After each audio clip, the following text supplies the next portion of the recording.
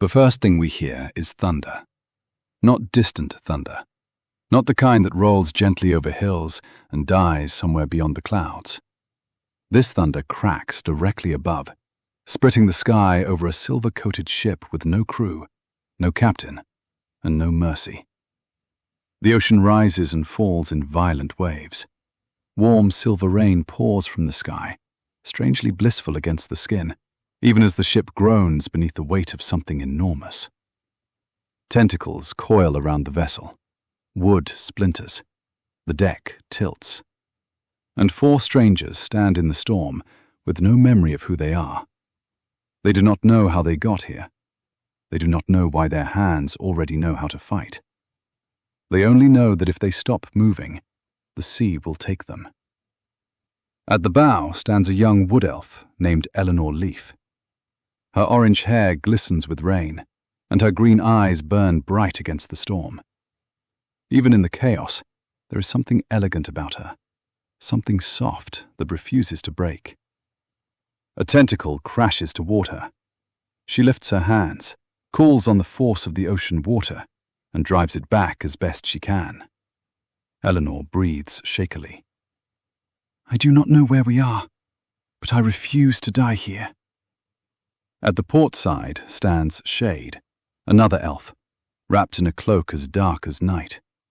His skin is grey like stone, but the first thing that makes him impossible to ignore is the strange eye set in the middle of his face. It watches the storm with unsettling focus, as if it sees more than rain, waves, and tentacles. A tentacle rises before him. Shade lifts a hand, and chaotic energy cracks through the air, bright and unstable. It does not feel clean like ordinary lightning. It feels wild, unpredictable, almost alive. Shade speaks dryly. "Well, no crew, no memory, and a monster with too many arms. Lovely start." On the starboard side, Torturial holds his ground. A turtle-like warrior with a large brown shell, redstone eyes, a massive spear, and a shield locked in his grip. 2 tentacles slam toward him. He does not step back. Torturial grips his spear and lowers his voice. "Come on then. Let's see if you bleed." Beside him moves Denarian Delarian, a snake lady with blonde hair and jade-green eyes. Her upper body is human-like, but her lower body glides across the soaked deck like a serpent made for speed and danger. She slips between crashing tentacles, watching, searching, thinking faster than the storm around her. Denarian watches her own movements with confusion. "I know how to move. I know how to fight, but I do not know why." The silver rain keeps falling. The tentacles tighten. The ship screams beneath them. 4 strangers. No memories. No escape. Only instinct. Only survival. And far below the dark water, something white begins to glow. They fight as hard as they can, but mostly on their own. Every time they are struck, their bodies regenerate. Wounds close. Blood vanishes. Pain fades. The same happens to the tentacles. No matter how many times they are cut, blasted, or forced back, they return. The battle begins to feel endless, but the longer they fight, the more natural their movements become. They do not remember their lives, but their bodies remember the rhythm of survival. Denarian looks over the edge of the ship. Far below the water, she sees a faint white light. She knows it is dangerous. She knows jumping into the ocean could be the end, but staying here means fighting forever. Denarian speaks with urgency, her eyes locked on the glow below. "There, below the water. I do not know what it is, but I would rather chase a mystery than die on this deck." So she leaps and disappears. Torturial sees it happen. Since Denarian was fighting beside him, the tentacle that had focused on her turns toward him instead. For a heartbeat, he stares at the water where she vanished. Torturial grunts, irritated. Reckless.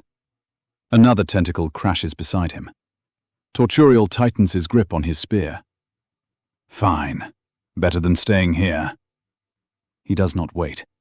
He jumps after her. The two elves are being overwhelmed. Eleanor looks from the tentacles to the dark water below. Her voice is worried, but there is hope inside it. She vanished into that light. That has to mean something. Shade glances toward the water. His strange central eye narrows. Or it means she made a terrible decision very confidently. Another tentacle smashes into the deck behind them. Shade exhales. Right. Terrible decision it is. Eleanor and Shade follow. One by one, the strangers fade into the darkness beneath the ocean. For a moment, there is only cold, only pressure, only the dark weight of the sea closing around them. The silver rain vanishes above. The ship disappears. The glow below grows brighter. Then everything goes quiet. They wake inside a cave. The air is still. Too still. The violence of the sea is gone, replaced by silence and the faint glow of something ahead. The cave walls are carved with strange engravings. Droplets, then butterflies. A pattern repeating in the stone, as if someone wanted them to see it. As if the cave itself is trying to speak. How did they get here? Who are they? Why does none of this feel normal? Shade speaks uneasily. I am beginning to dislike waking up in places I do not remember entering. Eleanor studies the carvings, her voice soft and fascinated. The walls, these carvings, droplets, then butterflies. They are trying to tell us something. Torturial looks at the engravings with blunt annoyance. Then they should try using words. Ahead of them stands a door, glowing with the same white light they saw beneath the water. No one knows where it leads. No one knows if it is safer than the cave. But there is nowhere else to go. Denarian moves first, careful but certain.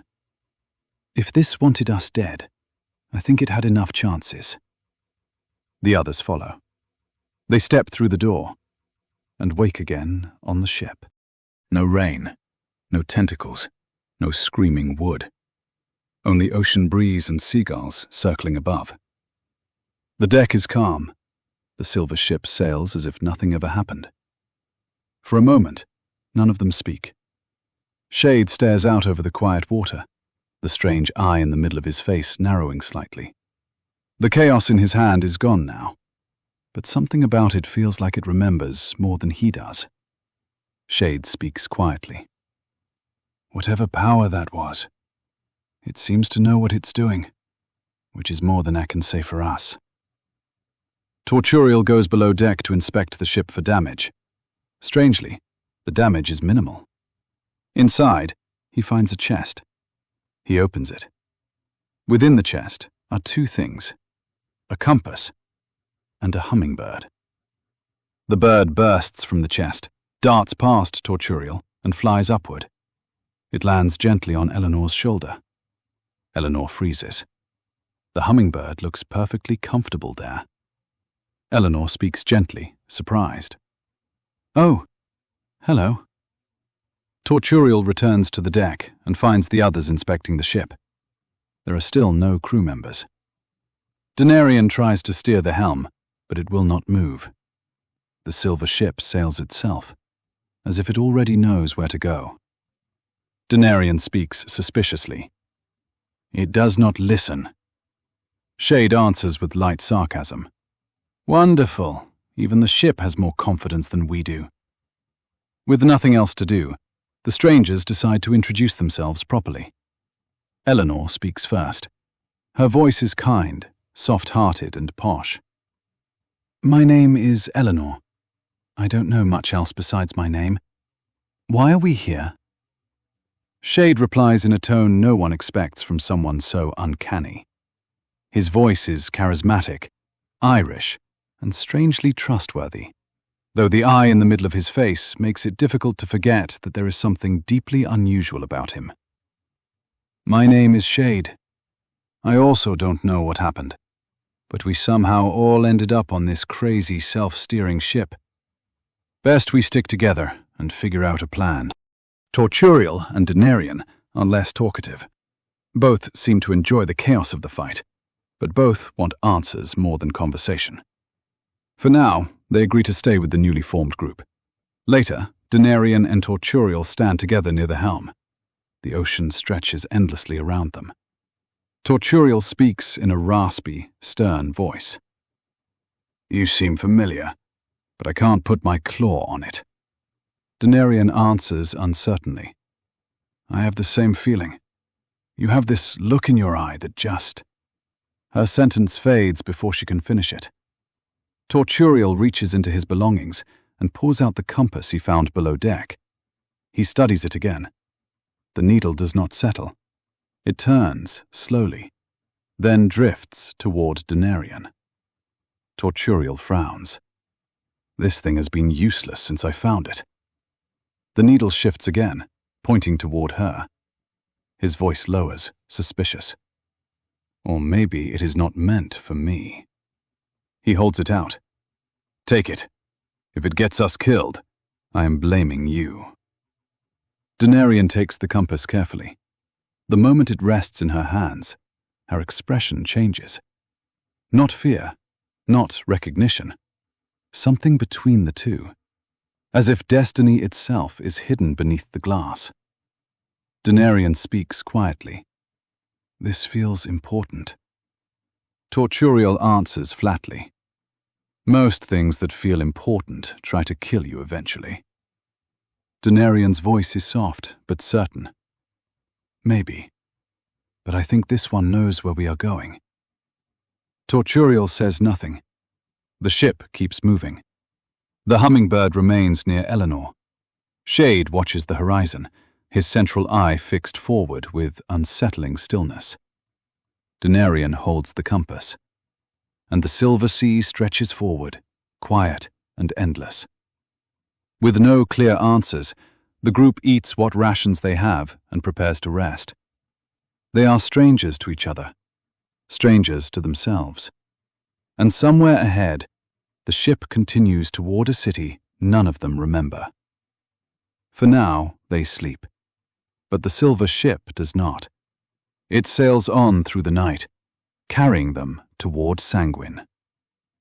Far ahead, where the sea meets the horizon, a single blue butterfly flutters against the silver wind. End of Episode 1. The Silver Ship. 9 hours later, the silence breaks. Denarian's voice cuts across the deck. "Land up ahead!" The others wake and rush toward the deck. Ahead of them rises a massive city, split into two sides, with buildings spread as far as the eye can see. One side is made of silver buildings with golden linings. The other is made of blue buildings with bronze linings. The ocean waves feel quiet now, controlled. Fishermen stand by the dock. Townsfolk walk through the streets, dressed in clothing that clearly matches the colors of their side of the city. Some wear silver and gold. Others wear blue and bronze. A few adventurers wear neither. They stand out immediately. In the center lies a wide plaza, with an enormous pathway crossing between the two sides of the city. It feels like a wall, but in the form of a path. A middle ground connects the dock to the city, where most of the adventurers seem to gather before choosing where to go. For a moment, the strangers simply stare. Eleanor looks toward the silver side. The silver buildings shimmer softly beneath the light, their golden linings sharp and elegant. Something about it pulls at her. She speaks quietly, almost to herself. "The silver side. I cannot explain it. It feels like it is waiting for us." Denarian's eyes are fixed on the blue and bronze city. Blue butterflies drift between the buildings in the distance. Her grip tightens near the compass. "And the blue side feels like the answer is there." I know that makes no sense, but I can feel it. Torturial looks between both sides, unimpressed by mystery and symbolism. I vote for the side with food, preferably food that does not grow tentacles. Shade glances at him, his central eye still fixed on the city. That is almost a plan. The silver ship finally reaches the dock. The strangers step onto land. Shade stretches his arms. Torturial kneels down and kisses the ground. For the first time since waking on the ship, the group feels almost cheerful. Almost. Because now they have to choose. Silver and gold to the left. Blue and bronze to the right. Eleanor badly wants to go left. Denarian really, really wants to go right. The argument does not last long. They decide to settle it with rock, paper, scissors. Best of 3. Round 1 goes to Eleanor. Round 2 goes to Denarian. Now everything comes down to the final round. Rock, paper, scissors. A long silence fills the air. Denarian wins. She throws her hands up with excitement. Yes! Eleanor looks disappointed, but she accepts it. Shade gives a small shrug. Torturial rises from the ground. Good. Now food. Together, the group heads into the blue and bronze city. The beauty of it catches them almost immediately. Raspberry bushes and blueberry bushes add color to the streets. Bronze details shine across rooftops, doors, and window frames.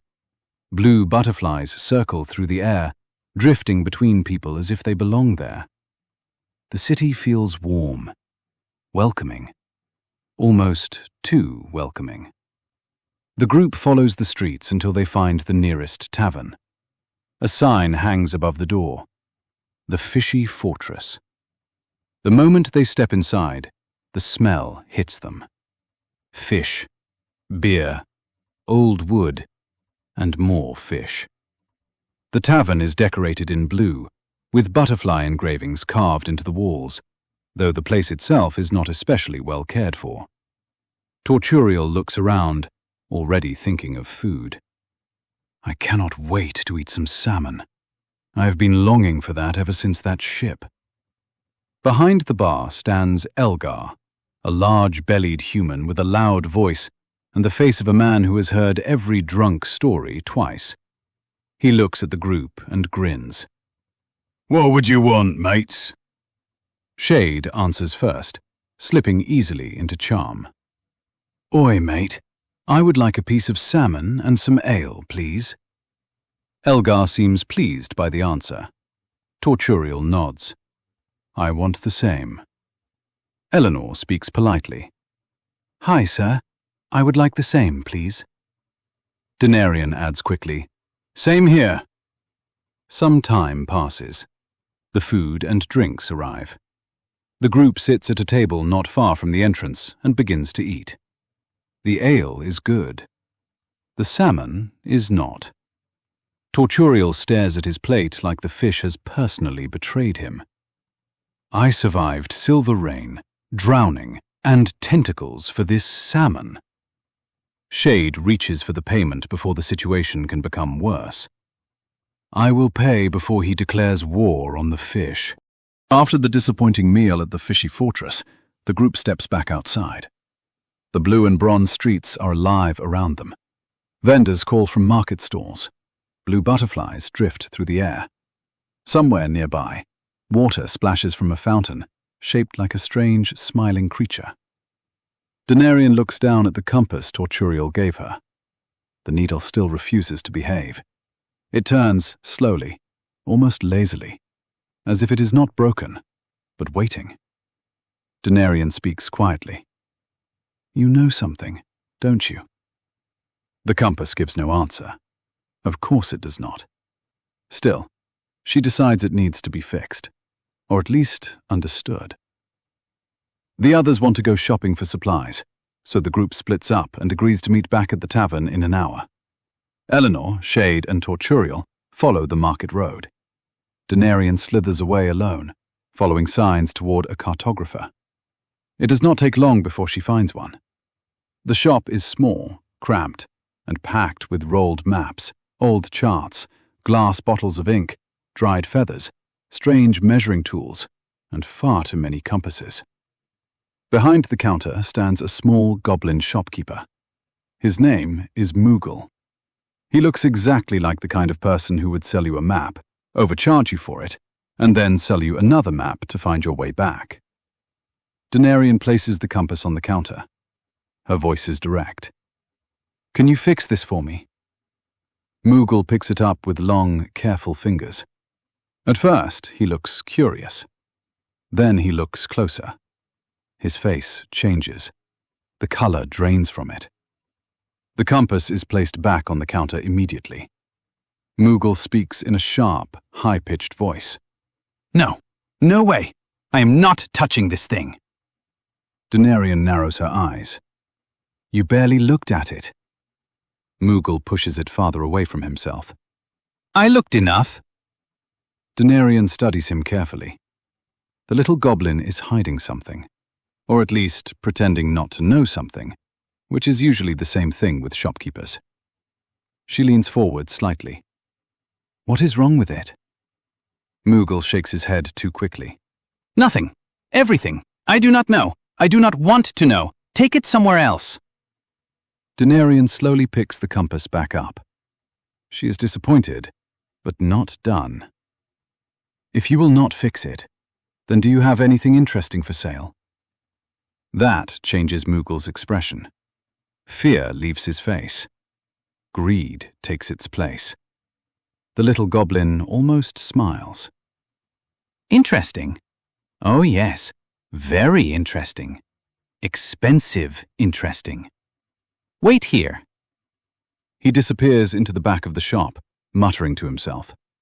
Denarian waits. Then she looks around. There are shelves filled with items, but those feel watched somehow, protected. The table beside her, however, is covered in smaller things. Cheap compasses, parchment, ink, pens, useful things, unprotected things. Denarian's eyes flick toward the back room. Moogle is still searching, still muttering, still not watching. Denarian whispers to herself, "Well, if he refuses to help, I suppose I will help myself." She takes a few cheap compasses, then parchment, then an ink pen, then ink. She moves quickly, quietly, and with the confidence of someone who has already decided this is going to work. From the back room, Moogle calls out, "I have something very special, very rare, very expensive." Denarian is already at the door. She speaks softly. "I am sure you do." Then she slips outside. A moment later, Moogle returns to the front of the shop. Silence. Then a furious scream erupts behind her. "Thief! Snake thief! My table things!" Denarian does not look back. She slithers faster through the blue streets, arms full of stolen supplies, the strange compass held close, with no guards in sight. Behind her, Moogle's angry voice fades into the noise of the market. But the compass remains quiet in her hand. Too quiet, as if it knows exactly where it wants her to go. And it is simply waiting for her to catch up. While Denarian slips away with stolen supplies, the others continue through the market streets. Eleanor walks with a lightness the others have not seen from her before. The blue city seems to wake something curious in her. Shade follows beside her, cloak moving in the breeze, his central eye occasionally turning toward things the others do not notice. Torturial walks behind them, scanning the stalls with one clear purpose. If it cannot heal him, arm him, or make him harder to kill, he is not interested. The market road bends near the edge of the water. There, among the sound of gulls and soft bronze wind chimes, they find a small food stand. It is simple, but lovingly kept. Fresh apples are stacked in neat little pyramids. Loaves of bread sit wrapped in blue cloth. A few berry pastries rest beneath a glass cover. And behind the stand is a young woman in a deep blue dress. Evelyn. She has the appearance of an elf, with blonde hair that catches the daylight and eyes as blue as the ocean behind her. There is warmth in her face, but not the loud kind.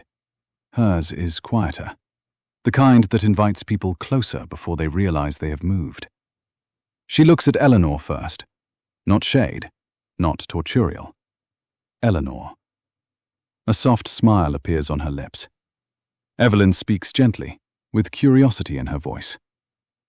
You are not from around here, are you? For a moment, Eleanor forgets the market around her.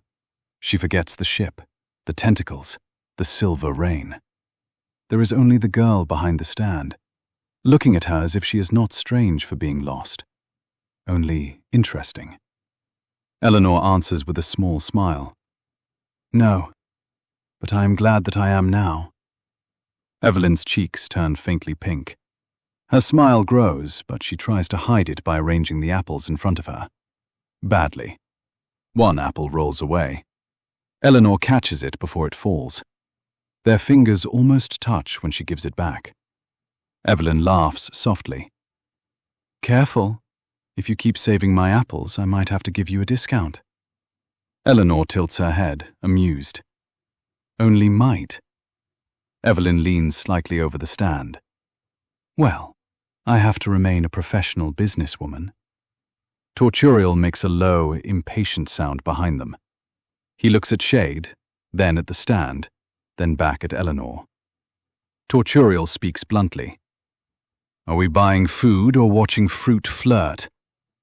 Shade's mouth twitches. He tries not to smile. He fails a little. Eleanor clears her throat, though she is still smiling. Oh, yes, food. Evelyn looks at Torturial with playful seriousness. Fruit does not flirt, sir. People do. Torturial stares at her. I do not trust fruit either. Evelyn blinks, then laughs. Not because she is mocking him, because somehow, despite everything strange about them, she seems genuinely delighted by the group.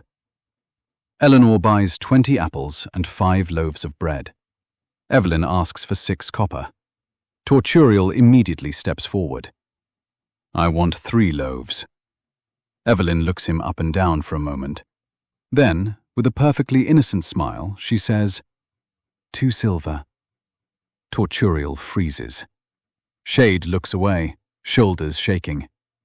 Eleanor presses her lips together to stop herself from laughing.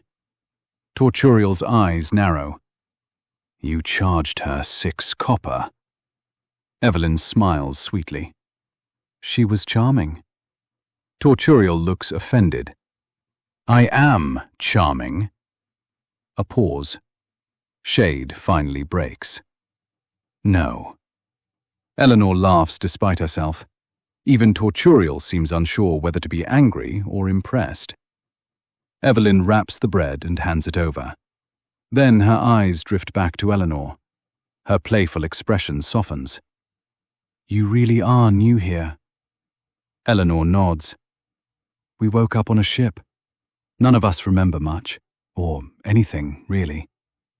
For the first time, Evelyn's smile fades. Concern moves across her face, quick and honest. That sounds terrifying. Eleanor looks down. It is. But everyone here seems so happy. Evelyn hesitates, just for a heartbeat. Then the smile returns, a little too practiced. It is a good city. The blue side takes care of people. Shade watches her carefully. His central eye narrows slightly, but Eleanor only hears the softness. Evelyn seems to notice the sadness hiding beneath Eleanor's politeness. She reaches under the counter and takes 1 small berry pastry from the glass case. Then she places it in Eleanor's hand. Eleanor looks surprised. I did not pay for this. Evelyn's voice is gentle. Then consider it a welcome gift. Eleanor looks at the pastry, then back at Evelyn. Thank you. Evelyn's gaze lingers on her. You looked like you needed something sweet. For a moment, the noise of the market feels far away. Then Evelyn straightens, as if remembering something. Actually, I want to introduce you to someone. Torturial looks immediately suspicious. If this is another person who charges me extra for bread, I am leaving. Evelyn smiles. No, she sells something much more expensive. Shade gives a small sigh. That is somehow worse. Evelyn closes the stand and steps around to join them. As she walks beside Eleanor, the blue butterflies drift lazily above the market road. One passes between them. Evelyn watches it with a soft, almost reverent expression. Then she looks back at Eleanor. Come on, Mary will like you. Torturial mutters behind them. Everyone likes her. Apparently that is how pricing works here. Evelyn leads them through the market, away from her little stand, and toward a smaller stall tucked between two blue-painted buildings. The woman waiting there is old, short, and sharp-eyed. A goblin with a cane, dressed in a gown of deep blue. Evelyn smiles. This is Mary. Mary looks up slowly, first at Evelyn, then at Eleanor, Shade, and Torturial. Her eyes linger on their clothes, then their weapons, then their faces. Mary's voice is old and raspy, but not weak. Well now, these are not city children. Evelyn speaks warmly. They are new, and they might need something useful. Mary makes a small sound in her throat. New ones always need something useful. They usually cannot afford it. Torturial folds his arms. I already dislike this conversation. Mary reaches beneath her stall and pulls out a small bottle filled with thick red liquid. It glows faintly in the light. She places it on the counter as if she has just revealed a royal treasure. This, young ones, is a high-quality healing potion. Eleanor leans closer, fascinated. Mary taps the glass with one crooked finger. And because you are friends of my little dear Evelyn, I will offer it at the cheap price of 40 gold. Eleanor's eyes widen. 40 gold? Behind her, Torturial looks suddenly pleased. Not because the price is good, because Eleanor is the one expected to pay it. Shade notices the grin immediately. Shade speaks smoothly. Hello there, Miss Mary. Is there any way you can lower this price? We are quite low on the cash side of things. Mary looks at him and scoffs. Pretty voice, empty purse. Shade pauses. That is painfully accurate. Eleanor looks from the potion to Mary. Her voice softens. I can afford 15 gold. Is that okay? Mary studies her. Then her hard expression weakens, just a little. She seems to have a soft spot for young elven girls. 30. Eleanor hesitates. Shade sighs and reaches for his coin. I can add 10. Then he looks at Torturial. You too.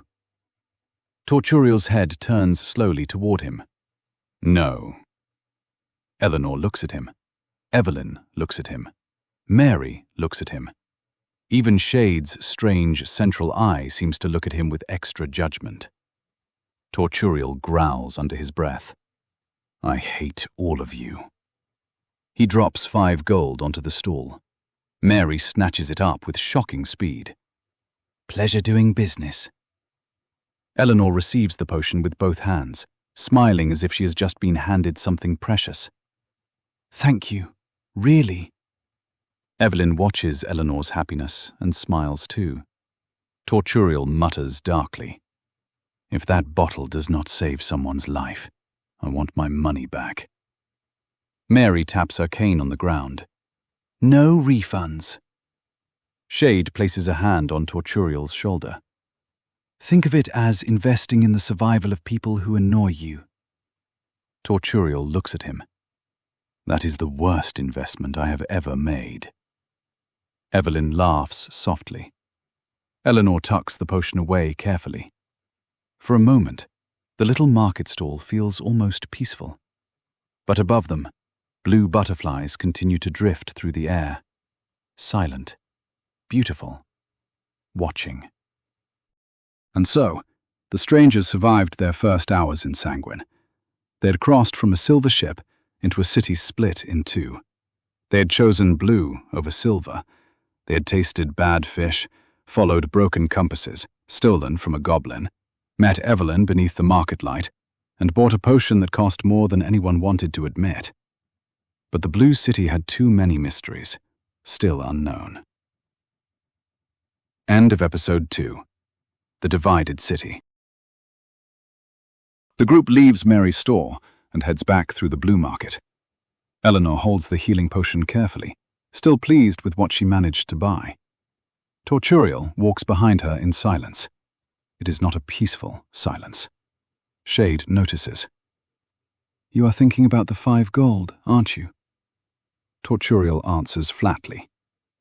I'm thinking about many things. Most of them involve getting it back. Evelyn laughs softly. Before anyone can answer, they see Denarian sitting on a bench outside the fishy fortress. Her arms are full of supplies, cheap compasses, parchment, ink, an ink pen, and the original strange compass held close. Shade looks at the pile. I see your shopping trip went well. Denarian smiles a little too innocently. It was educational. Torturial looks at the supplies, then at her. You stole those. Denarian does not deny it. I acquired them. Torturial takes one of the cheap compasses from her. That is stealing with better posture. Denarian hands another compass to Eleanor. Eleanor takes it with surprise. For me? Denarian nods. If we are lost in this city, we should at least all be lost with direction. Shade glances at the compasses. Very poetic. Also probably stolen. Denarian gives him a look. Do you want one or not? Shade accepts one. I adore crime when it is practical. Evelyn watches them with amused disbelief, then looks toward the fishy fortress. Her expression changes. Are you really planning on sleeping here? The group turns to her. Evelyn gestures down the richer part of the street. My father owns a tavern just up ahead. It is much nicer than this place. Torturial looks back at the tavern where he ate the terrible salmon. Nicer is a low bar. Evelyn smiles. Then you will be impressed. She leads them away from the dockside streets and deeper into the blue city. As they walk, the colors grow richer. The clothing around them becomes darker blue. The bronze shines brighter. The buildings look better cared for. Berry bushes grow along the roads, and blue butterflies drift lazily between them. Eleanor walks beside Evelyn. The two do not speak much at first, but the silence between them is not uncomfortable. Evelyn glances at her. You looked happy with the potion. Eleanor smiles. I like being prepared. Evelyn's voice turns softer. Prepared for what? Eleanor looks ahead, toward the deeper blue streets. I do not know yet. For a moment, Evelyn does not answer. Then she says quietly, That is usually the worst kind. Before Eleanor can ask what she means, Evelyn points ahead. There, that is Ingrassia. The tavern rises before them like a jewel of the blue city. It is a beautiful building, painted deep blue with bronze linings and butterfly engravings across the walls. Blue butterflies flutter near the berry bushes outside, circling the entrance as if welcoming them in. Compared to the fishy fortress, this place feels almost royal. Torturial looks at it suspiciously. Too nice.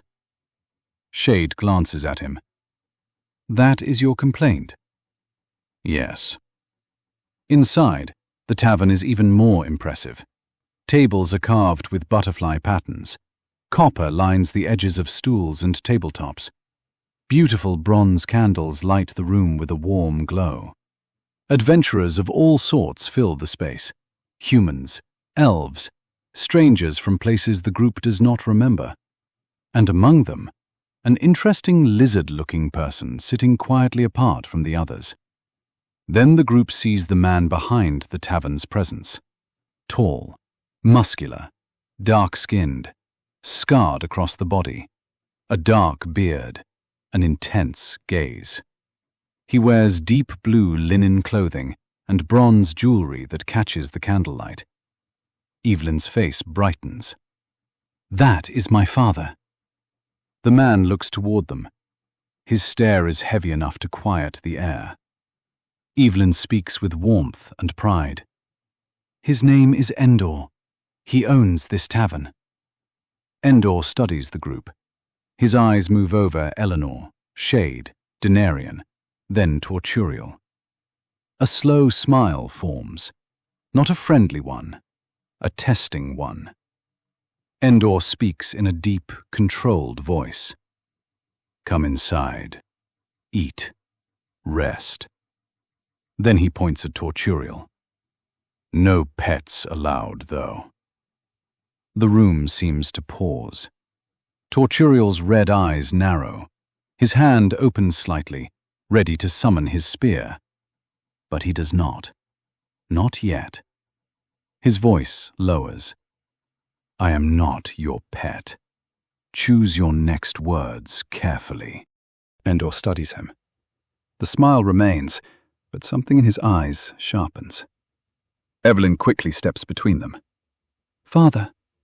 Her voice is soft, but there is warning in it. Not fear. Familiarity. Like this is not the first time Endor has tested someone too harshly. Endor looks at his daughter, then back at Torturial. For a moment, neither of them moves. Then Endor gives a low chuckle. Good. You have teeth. Torturial does not blink.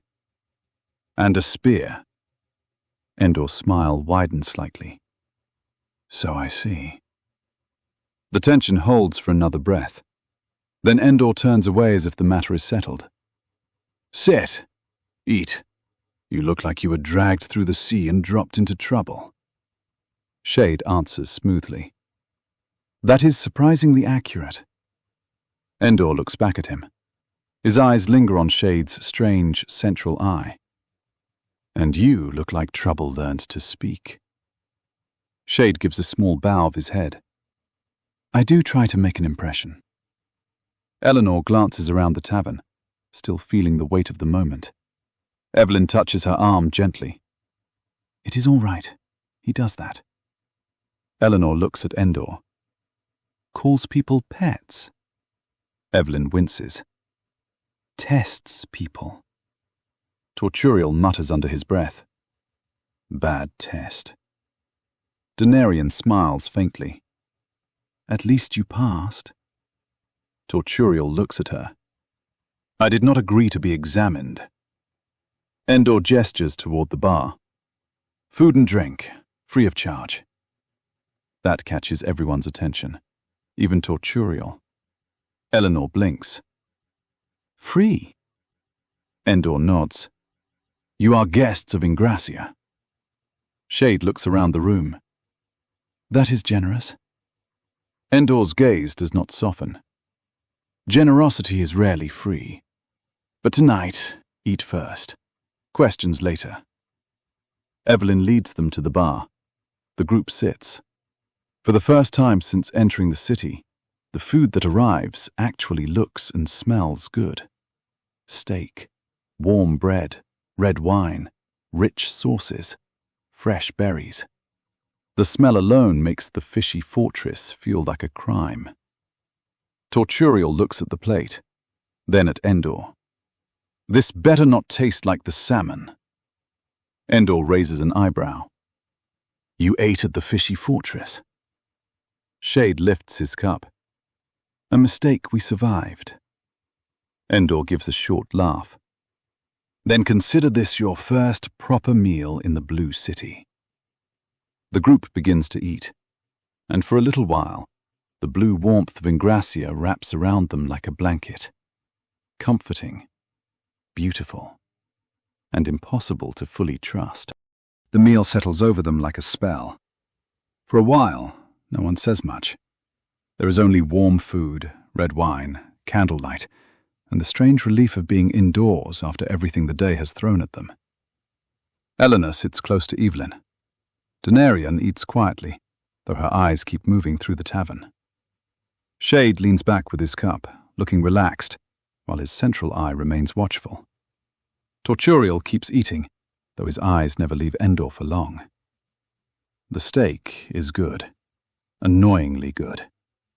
He cuts another piece and mutters, I hate when suspicious people have good food. Shade glances at him. That might be the most honest thing you have said all day. Torturial points his fork slightly toward Endor. Good food makes people lower their guard. That is why it works. Endor smiles from behind the bar. And yet you keep eating. Torturial takes another bite. I can be suspicious and hungry at the same time. A small laugh passes around the table. Even Eleanor smiles.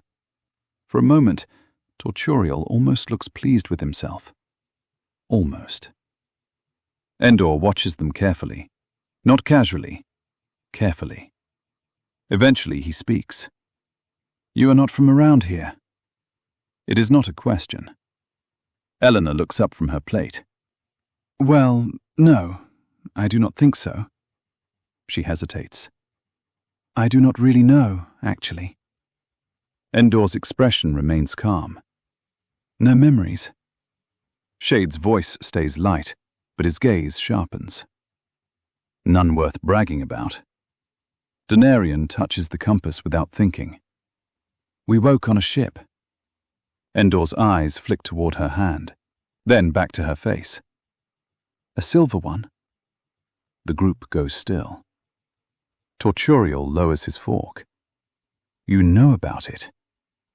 Endor gives a small smile. I know that people arrive in Sanguine when they are meant to arrive. Denarian's grip tightens around the compass. Meant by who? Endor does not answer quickly. He pours more wine into a cup, slow and deliberate. In this city, people often find answers only after they stop fighting the path in front of them. Torturial looks at the wine being poured, then at Endor. That sounds like something people say when they want strangers to walk into trouble willingly. Endor's smile remains. And yet trouble found you long before I did. That silences him for a breath. Not because he agrees, because something about the sentence feels too close.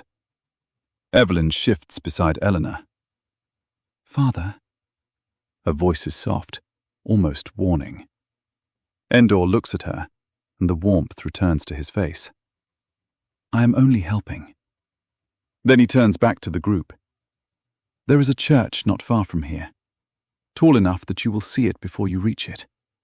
Gargoyles pour water from its roof day and night. Blue butterflies gather around it. Eleanor listens carefully. A church? Endor nods. A place of comfort, of belonging. People go there when the city feels too large, or when their own thoughts become too heavy. For a moment, his eyes rest on Eleanor, then Denarian, then Torturial. As I imagine yours are.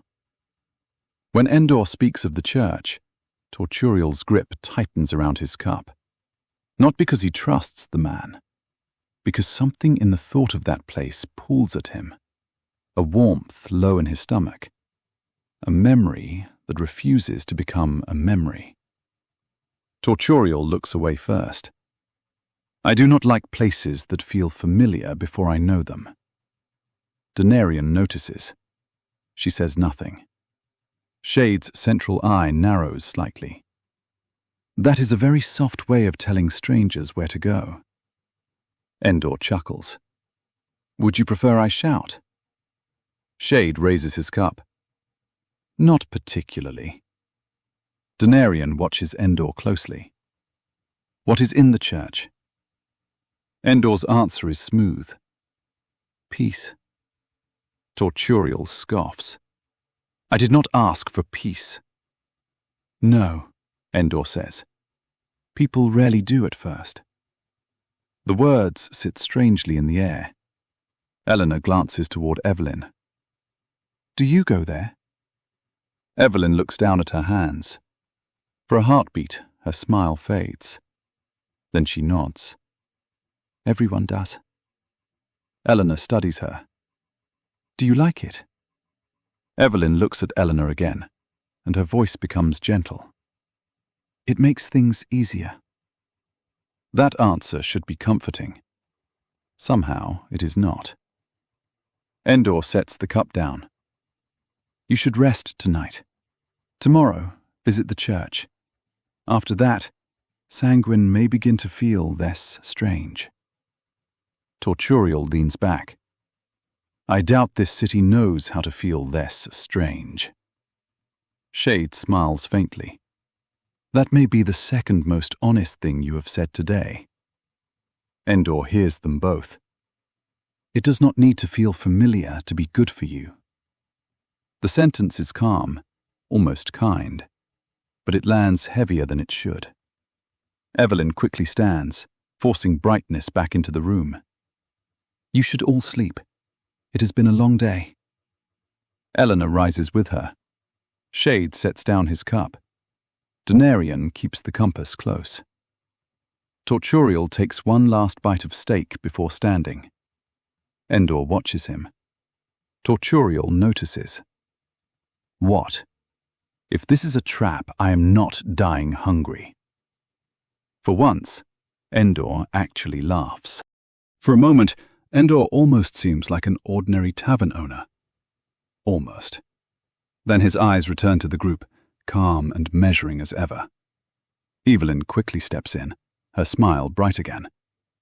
You should all sleep. It has been a long day. No one argues. Eleanor rises with her. Shade sets down his cup and glances once more around the room.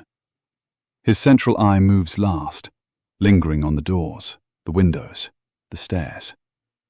Denarian stays quiet, but her eyes keep working, watching the room, watching Endor, watching the way people here move around him. Torturial wipes his mouth, satisfied despite himself, then follows the others toward the stairs. The warmth of Ingrassia follows them upward. The candles glow behind them. The food settles in their stomachs. The blue city smiles around them. Upstairs, the hallway is softer than the tavern below. Blue curtains hang near the windows. Bronze candle holders line the walls. Everything smells faintly of berries, wine, and rainwater. Evelyn walks beside Eleanor, close enough that their hands almost touch. For a moment, neither of them says anything. Then Evelyn glances at her. You can stay with me tonight, if you want. Eleanor looks at her, surprised. Evelyn quickly adds, I mean, if you do not want to be alone. After everything. Her voice is gentle. Too gentle, maybe. As if she knows exactly what Eleanor needs before Eleanor says it. Eleanor's expression softens. I would like that. Evelyn smiles. For a heartbeat, the smile is beautiful. Then her eyes drift toward the window, where blue butterflies pass through the night outside. Her voice becomes quieter. No one here has to be alone. The words should sound comforting, but they settle strangely in the air. Eleanor notices it, only slightly. Then Evelyn blinks, and the strange moment is gone. She is just Evelyn again. Warm, nervous, smiling. Shade watches from a few steps behind. He says nothing. Denarian notices too. She also says nothing. Torturial looks between all of them. I do not know what just happened. but I dislike hallway emotions. Shade gives him a tired look. Hallway emotions. Torturial nods. Yes, they are like regular emotions, but now I am standing. Despite herself, Eleanor laughs softly. Even Evelyn laughs, though hers comes half a second late. The rooms are divided. Shade takes one room, Denarian takes another. Eleanor follows Evelyn toward hers. Torturial does not.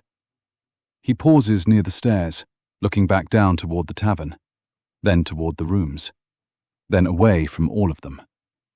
Eleanor notices. You are not staying. Torturial's answer is blunt. I have been called a pet, overcharged for bread, and fed suspiciously good steak. I have had enough of this place. Shade tilts his head. So naturally you are choosing the tavern with the criminal salmon. Torturial starts down the stairs. At least that place was honest about being terrible. Denarian watches him go. For a second, it almost looks like she wants to say something. But she does not. Torturial leaves Ingrassia and disappears back into the blue streets. Eleanor looks after him. He is difficult. Shade answers softly. Yes. Then, after a pause, but he came back for us. No one argues with that. Evelyn opens the door to her room. The blue candlelight inside is soft and low. Eleanor follows her in. Denarian remains in the hallway for a moment longer, looking from the rooms to the stairs below.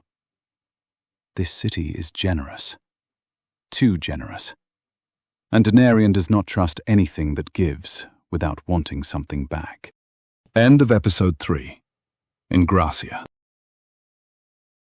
Morning comes quietly to the fishy fortress. Too quietly. Torturial wakes in a small room that smells faintly of old wood, stale beer, and disappointing fish. For a moment he does not move. Something is different. Not around him, inside him. A lightness sits in his chest where irritation should have been. A strange happiness, soft and warm, like someone placed a candle somewhere behind his ribs. Torturial opens one eye. He immediately distrusts the feeling. That is new. In the corner of the room stands his spear, summoned, waiting. Torturial stares at it. The spear stares back, despite not having eyes. Then a small mouth forms along the wood. Its voice is squeaky and far too pleased with itself. Finally up, are you? Torturial does not scream. He does not jump. He simply reaches for the nearest object, which happens to be a boot. The spear speaks quickly. Do not throw that. Torturial lowers the boot only slightly. You have a mouth. Yes. Why? How should I know? You are the one who keeps summoning me. Torturial slowly sits up. The warmth in his chest remains. So does the suspicion. I do not take advice from mouths that appear on weapons. The spear's mouth twists into something like a grin. And yet, here we are. Torturial stands, still watching it carefully. Yesterday, this would have been the strangest thing in the room. After the silver ship, the tentacles, the blue city, Endor, and the worst salmon ever served to a living creature, it is only somewhere in the middle. The spear speaks again. You really have to step up your game. You had better behave in this city, or you will be the first to die. Torturial picks up the spear. The mouth stays open. Torturial looks at it closely. I have questions. I assumed. First question. Can I make you stop talking? No. Torturial sighs. Terrible answer. He walks to the small mirror hanging on the wall. His red eyes stare back at him. They look the same, maybe sharper. Maybe that is just the morning. The strange happiness inside him flickers again, and for 1 second, he remembers the blue butterflies drifting through the city, the warmth of the tavern, the church Endor mentioned, the place that felt familiar before he knew why. His grip tightens around the spear. The weapon grows quiet. For once, Tortorial does too. Then he turns away from the mirror. I need clothes. The spear's mouth curls. Something blue, perhaps. Tortorial looks down at it. Do not start. He leaves the room and heads downstairs. The fishy fortress is already awake. Elgar is behind the bar, wiping a mug with the tired devotion of a man who knows the mug will never truly be clean. Tortorial passes him without ordering breakfast.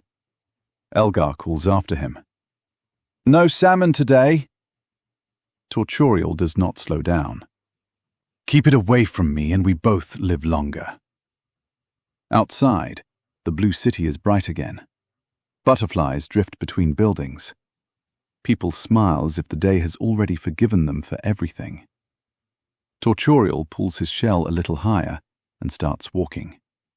If this city wants him dressed in blue, then fine. He will wear blue, but only the cheapest blue he can find. Tortorial finds the cheapest clothing store he can. It sits between 2 nicer shops, as if the richer street tried to forget it existed. The sign is crooked. The window is dusty. The clothes inside look tired. Perfect. Behind the counter stands a small, mouse-like shopkeeper named Minius, folding a shirt that already looks folded by accident. Minius looks up. Looking for something blue? Tortorial glances around the shop. I'm looking for something cheap. Minius nods, understanding immediately. Then you came to the right tragedy. Tortorial almost respects him for that. After a short search, Minius finds a light blue outfit made for someone with a shell. It is wrinkled, second-hand, a little too plain.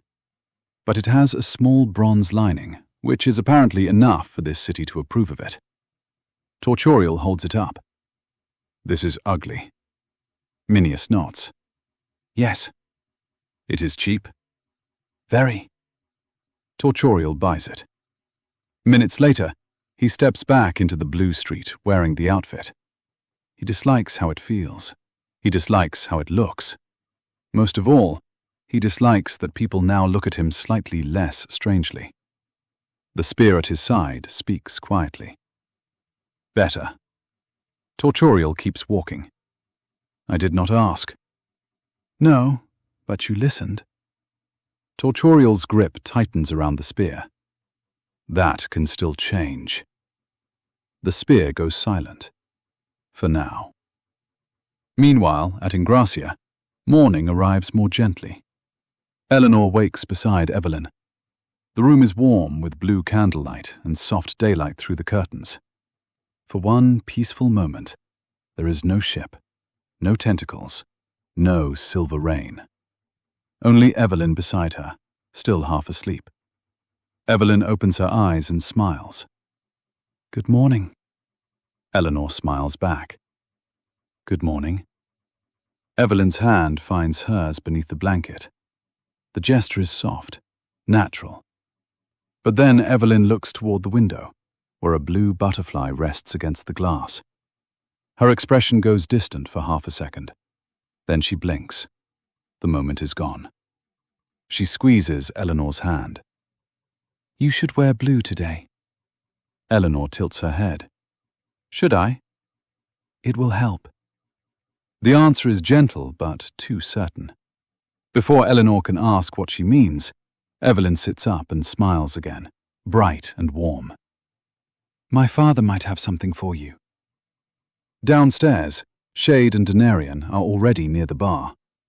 Denarian wears her deep blue dress now, calm and composed, as if she has decided the city can watch her if it wants to. Shade notices. New look? Denarian smooths the fabric. Useful look. Shade raises his cup. That sounds more like you. Then the tavern door opens. Tortorial walks in, wearing his cheap light blue clothes. The room turns slightly. Not much, but enough. Denarian looks him up and down. "You bought blue clothes too." Tortorial grunts. The city was staring. I stared back. The city won. Shade smiles. "I think it suits you." Tortorial points at him. "Finish that sentence carefully." Eleanor and Evelyn come downstairs soon after. Endor notices all of them. Blue clothing, tired eyes, questions they do not know how to ask yet. He gives a small, approving nod. Then his voice fills the tavern. "Good. Now you look a little less lost." Tortorial mutters. "I feel exactly as lost. Just poorer." Evelyn looks at Eleanor's clothes again. "You are still not wearing blue." Eleanor glances down at herself. "I suppose I am not." Evelyn smiles, but there is something careful behind it. "My father has spare clothing. Good clothing. You should wear something that belongs here." Eleanor hesitates. "Does it matter that much?" Evelyn's answer comes softly. "It matters more than people think." Then her eyes drift, just for a breath, toward the butterfly patterns carved into the tables. When she looks back, she is warm again. Endor gestures toward the back of the tavern. "Come, we will find something suitable." Eleanor follows with Evelyn. A short while later, they return. Evelyn wears a deep blue linen dress that matches her ocean-colored eyes, with bronze lining along the edges.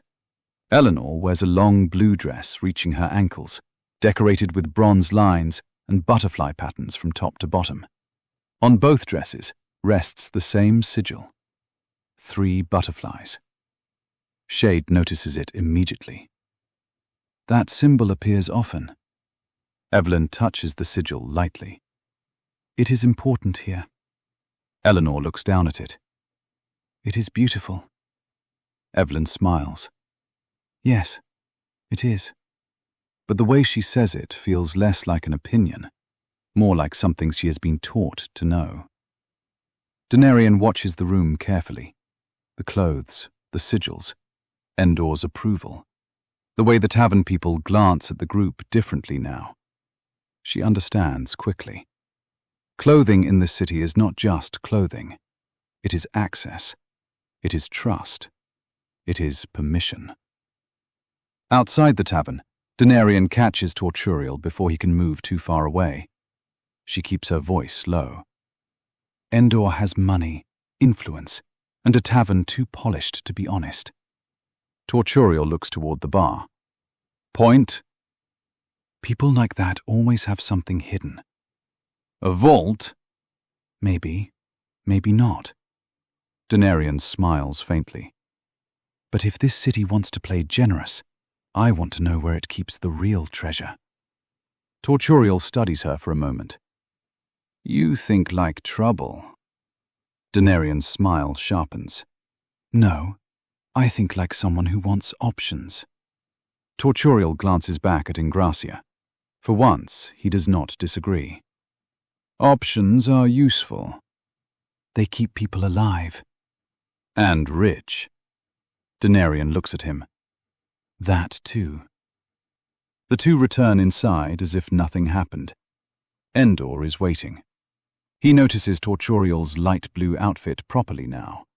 His expression shifts, not quite amused this time, almost respectful. "I owe you an apology." Tortorial stops. The whole group looks over. Endor continues. "I should not have called you a pet." Tortorial narrows his eyes. "No, you should not have." Endor nods once. "It was a test." "It was a bad test." A small smile touches Endor's mouth. "Maybe, but now I know you have pride." Tortorial folds his arms. Everyone with a spine has pride. Shade glances at his shell. That sentence is doing a lot of work for you. Torturial points at him without looking. Quiet. For a brief moment, the group feels almost normal. Then Endor's face turns serious. I have something important to ask. The warmth of the tavern seems to settle lower. Even Evelyn grows quiet. Endor looks at each of them in turn. Eleanor, Shade, Denarian, Torturial. Then Evelyn, who already seems to know what is coming. There is something that belongs to our side of the city. He lets the words hang. Something taken. Denarian's interest sharpens. Torturial's hand drifts near his spear. Shade's central eye fixes on Endor. Eleanor glances at Evelyn, but Evelyn does not meet her eyes. Endor speaks calmly. Rest while you can. Eat while you can. After that, I will tell you what I need. Outside, blue butterflies drift past the windows. Inside, the strangers stand in borrowed colors, and the city waits for them to agree. End of episode 4. Changes. The next thing the Blue City gives them is not food, not clothing, not warmth. It is a request. Inside Ingrassia, Endor stands behind the bar with calm patience, as if this moment had been waiting for them since the first time they stepped through his door. There is something I may need from you, he says. Torturial looks up. That sounds expensive. Endor's mouth curves slightly. For me, perhaps. For you, profitable. Denarian's interest sharpens. What kind of job? An artifact was taken from our side. A blue necklace with thick bronze lining. It is being kept somewhere beyond our reach.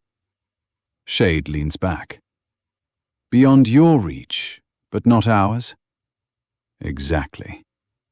Torturial grunts. So you want strangers with no memories to steal jewelry? To return what was stolen, Endor says smoothly.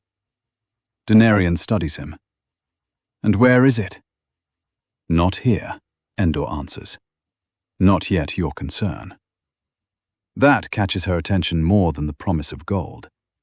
Eleanor looks toward Evelyn, who has gone quiet. Endor continues before anyone can ask more.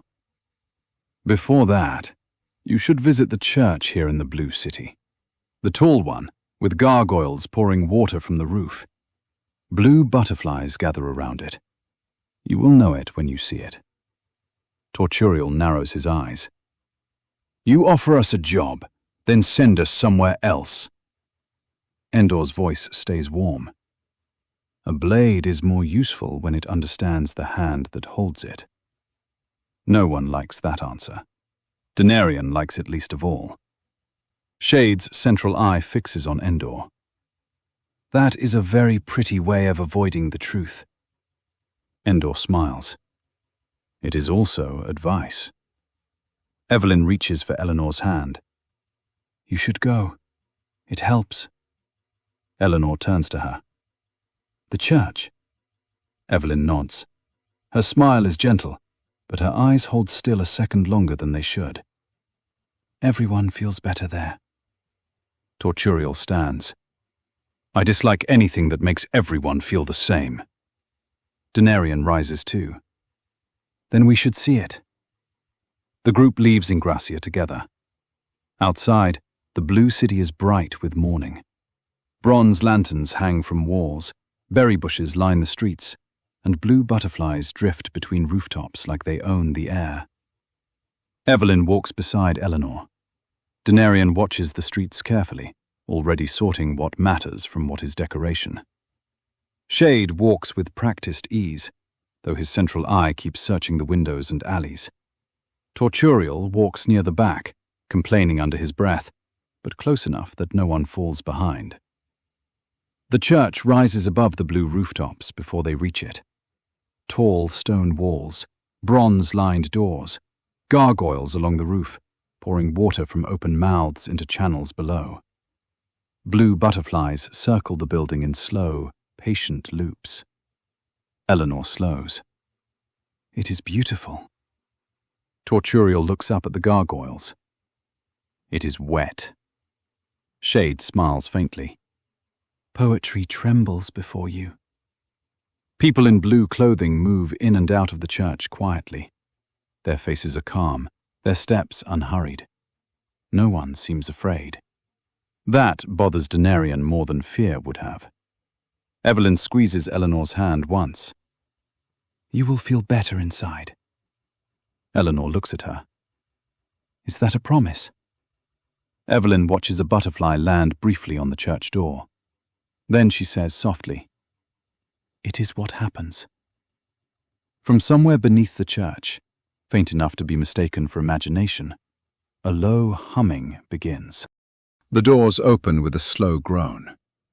Inside, the church feels larger than the street outside promised. Blue light falls through tall windows, broken by bronze frames and moving butterfly shadows. Water runs through narrow channels along the walls, flowing down from the gargoyles above into small pools built into the stone floor. The sound fills the church. Soft water, low humming, quiet prayers. At the center stands a great statue of a shadowed figure, its face hidden beneath carved darkness. Real blue butterflies circle it slowly, their wings catching the candlelight as they move. Evelyn bows her head. Eleanor sees it and does the same, though she does not know why. Torturial does not bow. Denarian looks across the room, already mapping exits, doors, stairways, and people. Shade's central eye fixes on the statue. They do like making an impression here. Near the statue, an old man in deep blue robes turns toward them. His smile is gentle, but his voice carries easily through the church. New faces. His eyes pass over Eleanor, Shade, and Denarian. Then they stop on Torturial. The smile remains. Mostly. Torturial's eyes narrow. Do I know you? The old man folds his hands into his sleeves.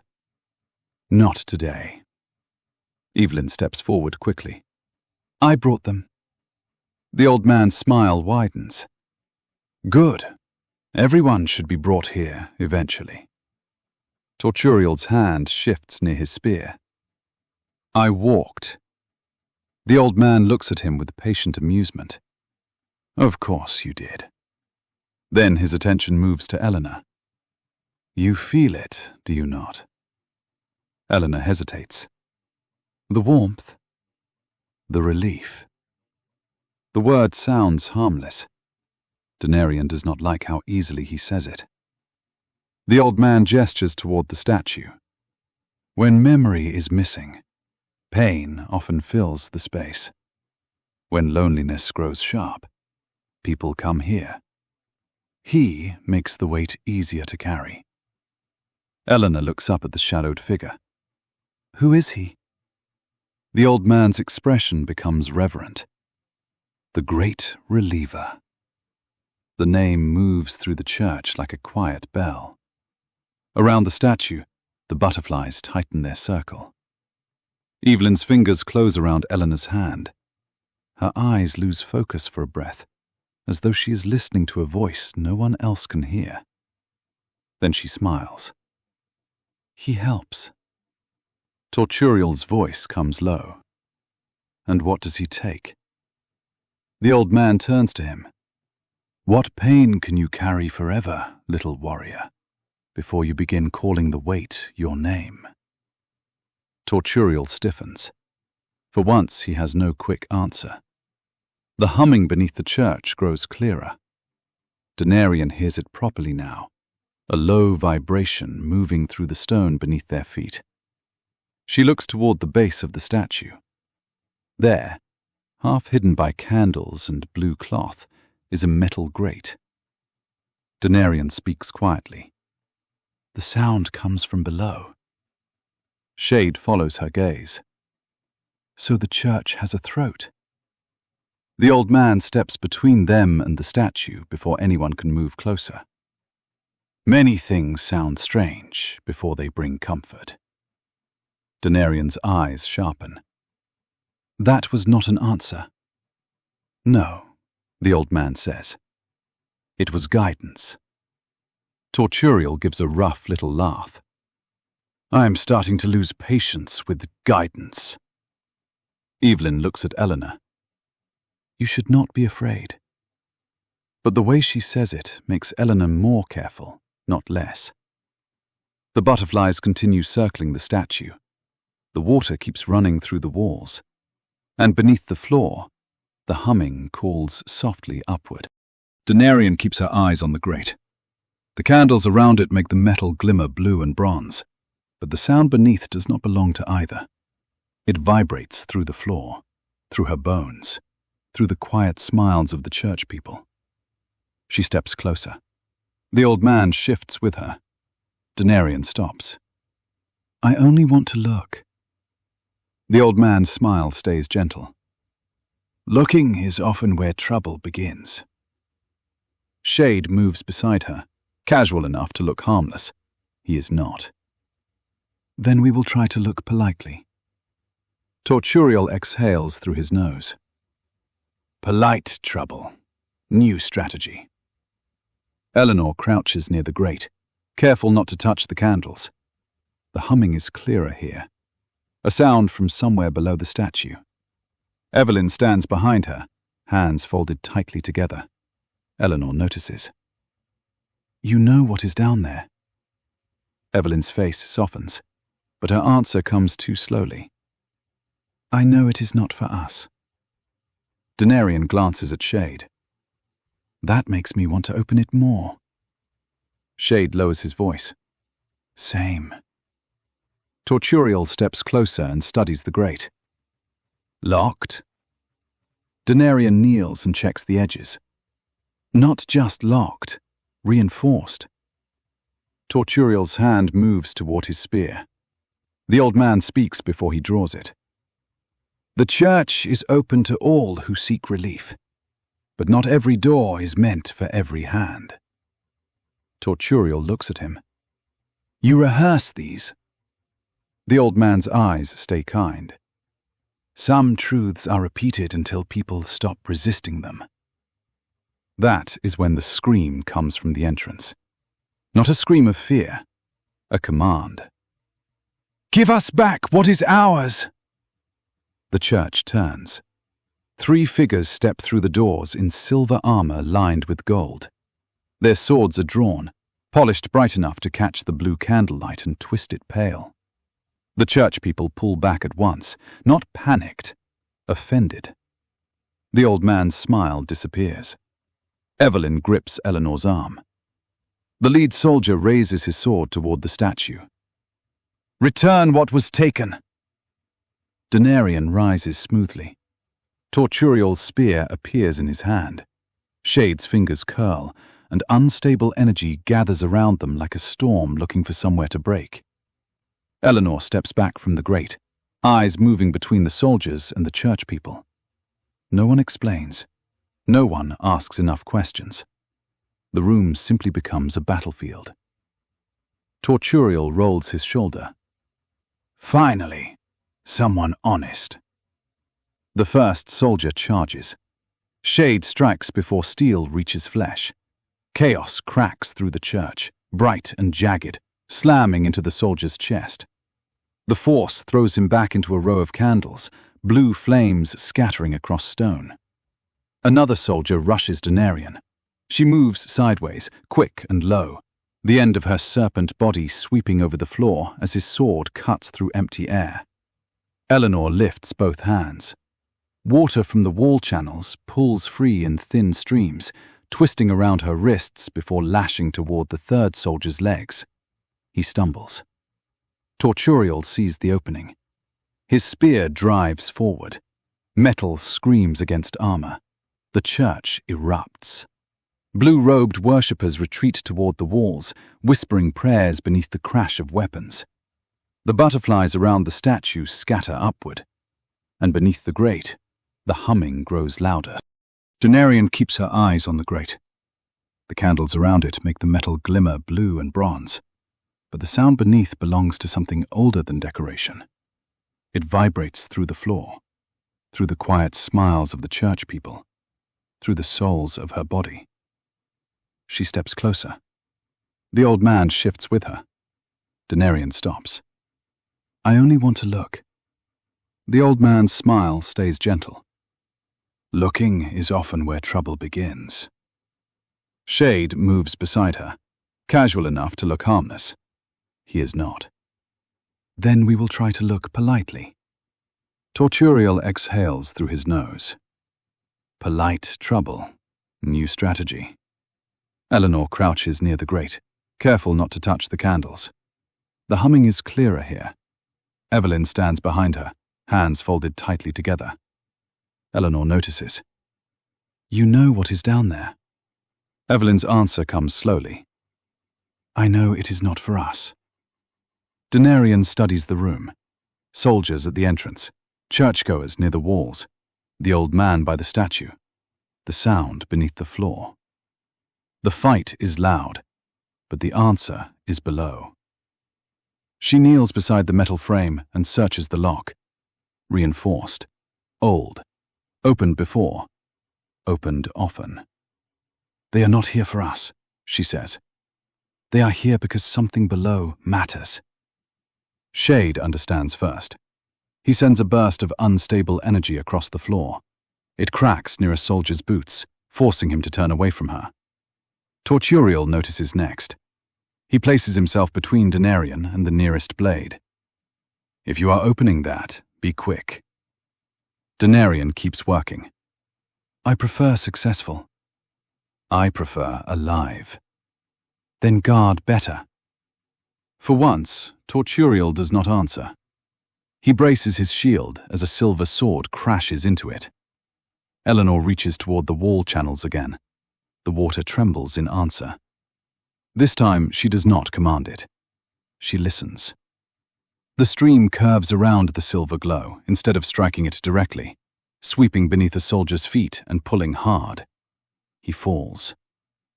Eleanor stares at her own hands. The magic feels different when she asks. The grate clicks. Denarian smiles. Got it. She pulls. The metal opens with a heavy scrape, and the humming rushes upward. Then the smell hits. Rot. Wet stone. Old flowers left too long in water. Denarian's hand grips the edge of the grate. Her confidence breaks at once. The scent cuts deeper for her than the others, sharp enough to twist her stomach and blur the church around her. Shade crouches beside her. Denarian? She tries to answer, but the sound below presses against her chest. Torturial looks down the steps, then back at her.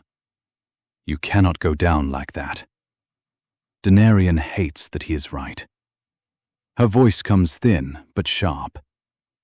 Then someone useful should. Torturial gives one short nod. I was already going. Shade stands beside him. So was I. Denarian forces herself back from the open grate, breathing through clenched teeth. Then she sees a door beside the statue, half open, leading into a small church library. Shelves of blue-bound books line the walls. Records, hymns, names. Denarian looks from the tunnel to the books. If she cannot follow the sound, she will follow the paper trail. Go, she says. Find what is below. Torturial glances at the library. And you? Denarian wipes her mouth, steadies herself, and rises. I'm going to find out what they wrote down. Torturial starts down the stairs. Shade follows. Behind them, Denarian enters the library, furious that the answer has split into two paths. One below the church, one hidden in its pages. End of episode 5. The Church. Torturial and Shade disappear down the stairs beneath the church. Above them, the fight is not finished. One silver soldier tears himself free from Eleanor's water, coughing and furious. Another pushes through the scattered candles, sword raised. The third, wounded but still standing, sees Denerian slip into the church library. He follows. Eleanor feels Evelyn's hand tighten around hers. The silver soldiers move toward them. Eleanor's breath catches. Then something inside her answers. Not the water this time. Something older, living, small, hungry. She lifts one hand, and the stone floor near the first soldier splits with a wet crack. A pale maggot, no longer than 6 inches, writhes out of the opening. The soldier looks down. The tiny thing launches itself at him. He screams, not because it is large, because it is wrong. It burrows into the gap beneath his armor, and his sword falls from his hand as he collapses, clawing at the metal plates. Evelyn stares at Eleanor. Eleanor stares too. I did not know I could do that. The second soldier reaches them before she can think. Eleanor moves on instinct. Water from the channels snaps around her wrist, then lashes outward like a living cord. It catches the soldier's sword arm and yanks him sideways into the stone wall. His helmet strikes hard. He drops. Evelyn pulls Eleanor back. You did it! Eleanor's hands tremble. I think nature is less gentle than I thought. Inside the library, Denerian hears the final soldier behind her before he reaches her. She does not turn immediately. She lets him step closer. The room is narrow, shelves on both sides, a desk between them. Bad place for a sword, good place for a serpent. The soldier raises his blade. You should not be in here. Denerian pulls a heavy, blue-bound book from the shelf. People keep saying that. He lunges. She drops low, her serpent body sweeping across his legs. He crashes into the desk, sending parchments flying. The silver sword skids across the floor. Denerian snatches a bronze paperweight from the desk and strikes him once, hard, across the jaw. The soldier falls still. Denerian breathes out slowly. Then she looks at the open books. Names, crossed out lines, 3 butterfly marks repeated again and again. Below the church, the stairs are narrow and wet. Tortorial goes first, shield raised, spear angled downward. Shade follows close behind, one hand near the wall and the other ready with unstable magic. Above them, the prayers fade. The water softens. The humming grows teeth. At the bottom, the passage opens low and cramped. Bronze pipes run along the ceiling. Some carry water, others tremble faintly with the vibration moving through the stone. Blue butterfly symbols mark the walls. Down here, they look less like decoration and more like warnings someone polished. Shade keeps his voice low. This place was built.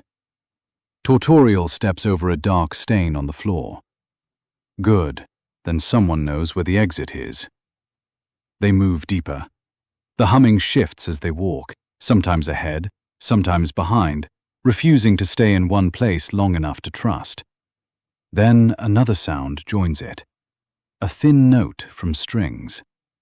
Ahead, a woman walks through the dark tunnel with a lyre held against her chest. Her fingers move across the strings in small, uncertain touches, matching the humming in the walls. She is not playing a song. She is following one. Her clothes are travel-worn. Her face is pale. Her eyes stare forward, as if the tunnel has already taken hold of them. She hums under her breath, soft and breathless, never quite her own melody. Tortorial raises his spear. Stop. She does not stop. Shade steps slightly aside as she passes, his central eye narrowing. She heard you. Tortorial turns, keeping pace beside her. She ignored me. The woman's lips move. One word slips out. Reader. Shade follows on her other side. "Reader, is that your name?" Her fingers brush the lyre again. A note trembles through the tunnel. Reader keeps walking. "I think so." The humming grows stronger ahead. Reader's steps do not slow. Tortorial looks at Shade. She is not leading us. Shade watches the lyre answer the walls. No, something is leading her. Reader turns down the left passage without hesitation. The tunnel hums, the lyre answers, and Tortorial and Shade follow. Reader does not slow down. The left tunnel slopes deeper beneath the church, the wet stone narrowing around them. Her fingers rest against the lyre, brushing a string now and then, just enough to match the humming in the walls. She is not guiding the sound. The sound is guiding her. Tortorial keeps pace beside her, spear ready. Can she stop? Shade watches Reader's empty stare. I do not think she is the one deciding. Tortorial steps in front of her. Reader, stop. She walks straight into the haft of his spear. Only then does she pause. Her feet keep shifting against the floor, trying to move past him. Shade's usual humor fades. That is unpleasant. Tortorial lowers the spear just enough to let her pass. Reader continues immediately. The tunnel bends again. Blue butterfly marks cover the walls, carved into the stone with rough, repeated pressure. The humming grows louder. Tortorial's chest tightens with every step. There is warmth in the sound, recognition, and beneath it, pressure, like a hand resting on the back of his neck. He dislikes that part most. Ahead, the tunnel widens into a dark chamber. Reader walks into the center and finally stops. Her fingers fall away from the lyre. The humming continues without her. Blue butterflies gather along the far wall. First a few, then dozens, then enough to turn the stone into a moving curtain. Tortorial raises his spear. Shade lifts one hand, chaos gathering around his fingers. The butterflies pull together. Shadow gathers between their wings. A tall figure becomes visible where nothing had stood before. Its face remains hidden beneath darkness, but its presence fills the chamber before it speaks. Reader drops to her knees. The figure turns toward Tortorial. Its voice is calm, almost kind. What happened, Tortorial? The name hits him harder than any blade. You do not seem yourself. Shade releases his magic, or tries to. The figure turns its hidden face toward him. Do not. One word. Shade's chaos collapses. No struggle, no flash. Gone. Shade goes pale, then steps backward into the darkest part of the chamber. His cloak folds around him. His central eye narrows to a thin line. For once, Shade does not speak. He hides. Tortorial sees that, and understands immediately. This is not a fight. The figure looks back at him. Come closer. Tortorial's claws tighten around his spear. His body moves before his pride gives permission. One step, then another. The humming climbs through his bones. Blue butterflies circle him slowly, never touching, only waiting. Tortorial's spear lowers, then his shield. Then, with visible effort, Tortorial drops to one knee. The chamber accepts it in silence. Reader keeps her head bowed. Shade stays hidden in the dark. Tortorial looks up at the shadowed face above him. For the first time since waking on the silver ship, he is not angry. He is afraid. The figure lifts one hand, slowly, gently, almost tenderly. It reaches toward Tortorial's head. Tortorial does not move. The hand stops just above him, close enough that he can feel the cold beneath the warmth. The figure speaks softly. Remember, you have always been a threat to others. The voice fills Torturial's mind. Then the chamber disappears. Torturial is young again. A young turtle, standing in the place he once called home. He was different from the others. That had always been the problem. He was smarter than they wanted him to be. Sharper, quicker, harder to control. The other turtles did not see a child who needed guidance. They saw danger growing too early. They saw a mind they could not soften, a temper they could not break, a future they did not want near them. So they treated him like the threat they believed he would become.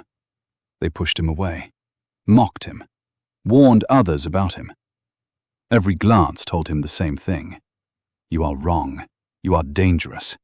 You do not belong with us. At first, young Torturial fought the words. Then he started believing them.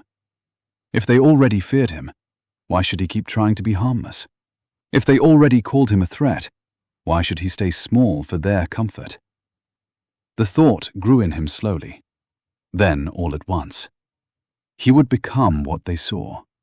Not because they were right, because he was tired of proving them wrong.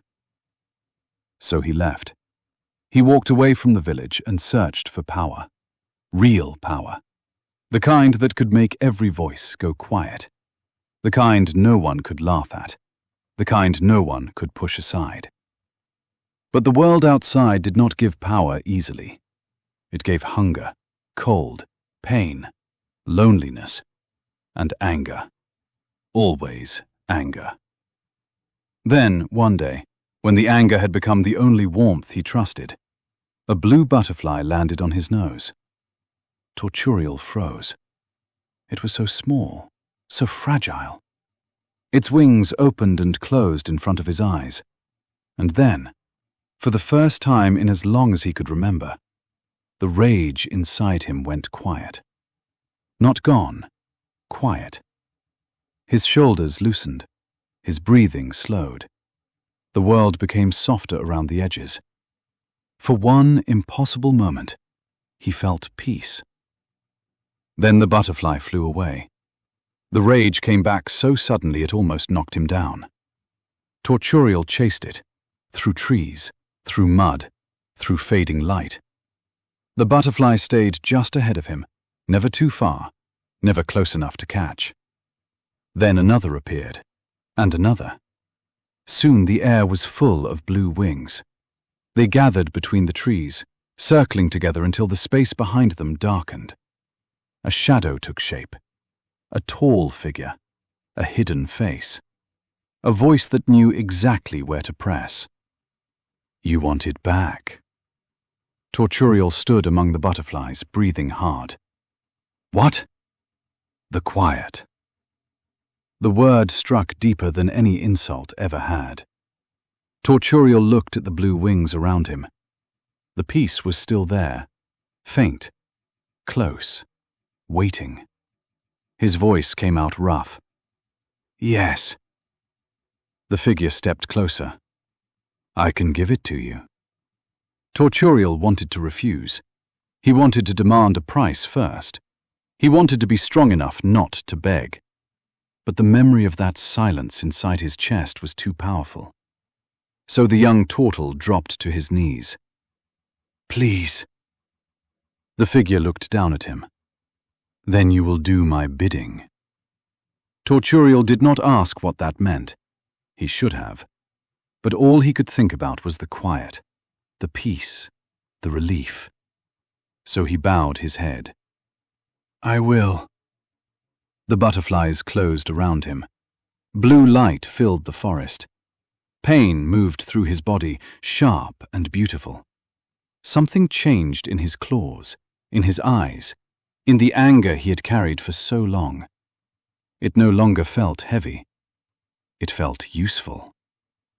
The shadowed figure burst apart into butterflies and vanished into the trees. For a moment, Torturial remained on his knees.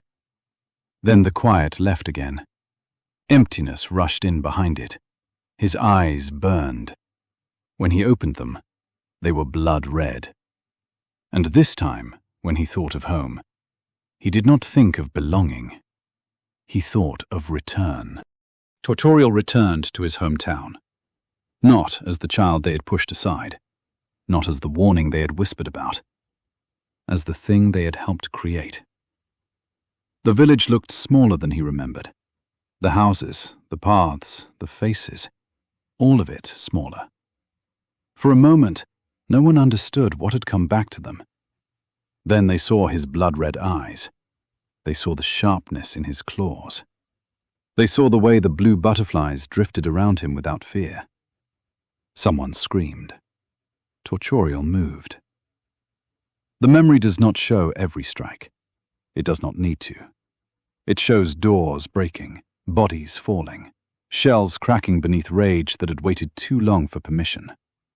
It shows the village that once called him a threat, learning what that word could mean. And somewhere deep inside the memory, young Tortorial felt something close to satisfaction. Not happiness, never happiness. Only the silence that came after everyone else stopped speaking. When it was done, the village no longer had voices for him. Only smoke, blood, and blue wings drifting through the ruins. Tortorial stood among them, breathing hard. The quiet came again, for a little while. Then the memory shifted. Years passed in broken pieces. Tortorial grew stronger, harder, more useful to the voice that had given him relief. He followed orders. He spilled blood when told. He learned that peace always came with a task attached. Then came the day he found 2 more bodies marked by fate. Denarian's parents. They stood against him. They tried to protect what was theirs. They failed. The memory gives no mercy to the moment. Steel, fear, a final breath, then silence. Tortorial stood over them, red-eyed and empty, while a child remained nearby. Denarian, small, alive, looking at him with eyes that did not yet understand what had been taken. Something in Tortorial faltered. Not guilt, not yet, but hesitation. The voice in him was quiet. The butterflies drifted calmly around the bodies. Denarian stared at him, and for reasons he could not explain, Tortorial did not kill her. He took her with him. Years folded again. Denarian grew beside him, not knowing the truth. Tortorial watched her become clever, dangerous, strategic, a survivor. He protected her when he had to, taught her when he could, lied to her every day by staying silent. And still, whenever he looked at her, some part of him remembered the bodies on the floor. The memory shifted one final time. A dock, silverwood, cold water. Denarian older now, standing near him. The silver city waiting ahead. Tortorial felt the command before he heard it. A voice inside his mind. Soft, certain, impossible to ignore. Destroy it. His hand tightened around his weapon. The silver ship waited. Denarian stood beside him, trusting him enough not to look afraid. And then everything broke. The memory tears apart. Blue light cracks through the scene. The dock vanishes. The silver ship vanishes. Denarian vanishes. Tortorial is back beneath the church, still kneeling, still looking up at the shadowed figure. His breath comes ragged. The truth sits inside him like a blade. Rita remains bowed nearby. Shade is still hidden in the dark, silent now for reasons that have nothing to do with strategy. The figure lowers its hand. Tortorial's voice breaks. I am sorry, Master. The word leaves him before pride can stop it. Master. The figure looks down at him. For the first time, its calm feels colder. You lost yourself. Tortorial bows his head. I failed. Yes, the figure says softly. The butterflies around them slow. But not beyond use. Torturial does not answer. He cannot. The figure's voice lowers. You remember now. Torturial's claws curl against the wet stone. He sees the village, Denarian's parents, the dock, the command, Denarian's face. All of it. Yes. The figure turns slightly toward Rita. And now, another lost one has followed the song. Rita lifts her head. Her eyes are wet, but empty of resistance. The lyre rests across her lap. The figure extends one hand toward her. Do you want relief? Rita whispers. Yes. Rita whispers. Yes. The shadowed figure lowers his hand toward her. Torturial remains on one knee, still breathing like the memory has left wounds inside him. Shade stays near the edge of the chamber, hidden in the dark, saying nothing. Rita lifts the lyre with trembling hands.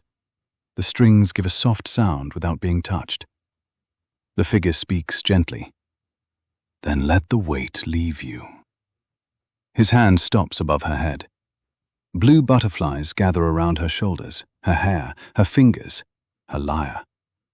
Rita closes her eyes. At first, she looks afraid. Then the fear loosens. Her breathing slows. The panic that dragged her through the tunnels fades from her face, piece by piece. Shade watches from the darkness. That is not healing. The figure does not turn toward him. It is relief. The butterflies settle over Rita like living light. When they lift again, her eyes open. She is still Rita, but something in her has gone quiet. Too quiet to be freedom.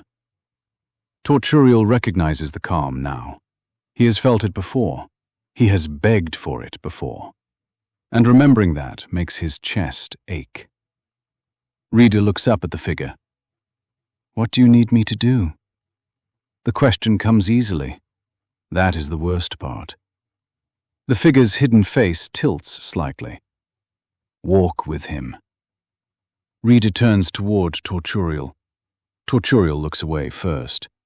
He cannot meet her calm. The memories keep cutting through him. His village, Denarian's parents, the dock, the command, Denarian's face. A sound escapes him before he can stop it. Not anger, not a growl. Something smaller. A tear slips down the side of his face. Then another. Torturial lowers his head, ashamed of them and unable to stop them. Rita watches quietly. Shade sees it from the shadows and still says nothing. The figure speaks again. You remember enough. Torturial's voice is rough. I remember what I did. No, the figure says. You remember what they made necessary. Torturial closes his eyes. The words should comfort him. They once would have. Now they only make the tears come faster. The figure's voice remains soft. You lost yourself. Torturial swallows hard. I failed. Yes. The chamber stills. Then the figure adds, but not beyond use. Torturial's claws curl against the wet stone. Even kneeling, even broken, some part of him recoils from those words. Shade steps out from the darkness only a little. And what happens to the rest of us? The figure finally turns his hidden face toward him. You leave this place alive. Shade waits.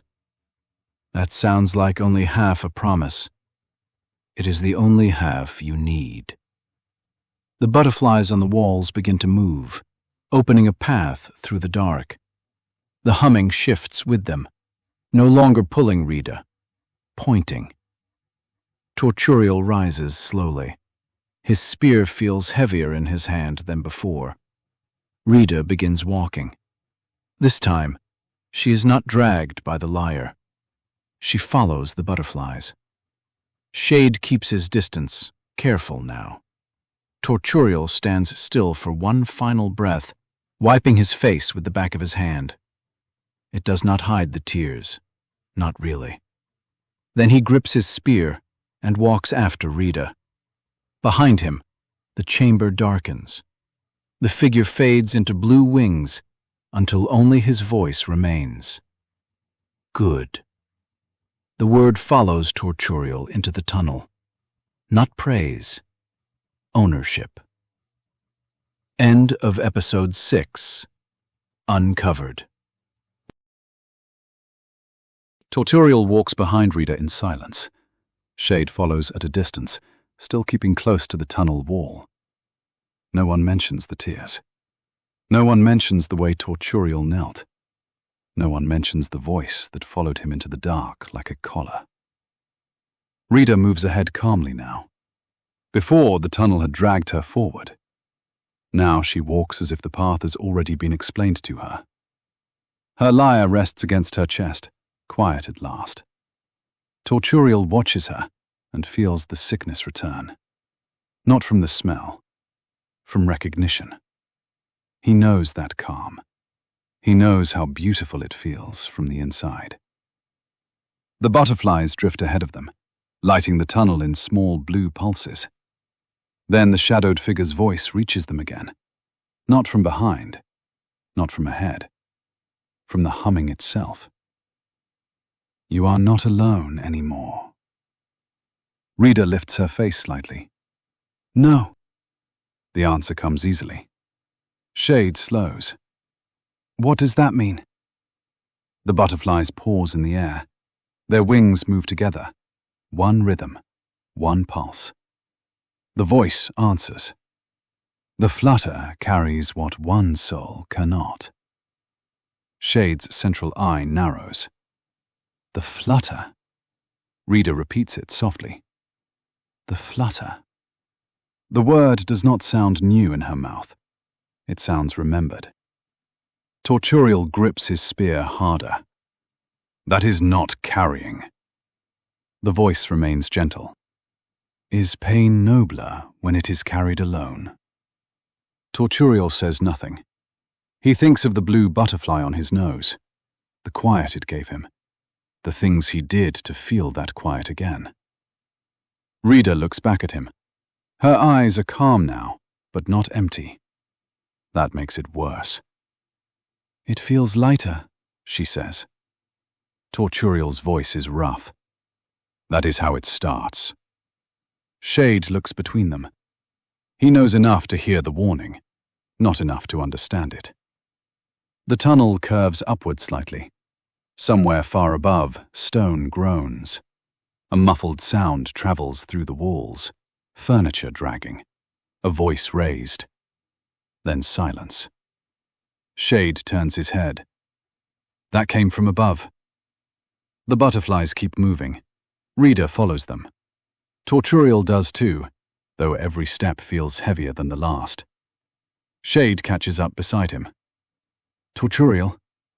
What? That thing knew your name. Yes. It knew more than your name.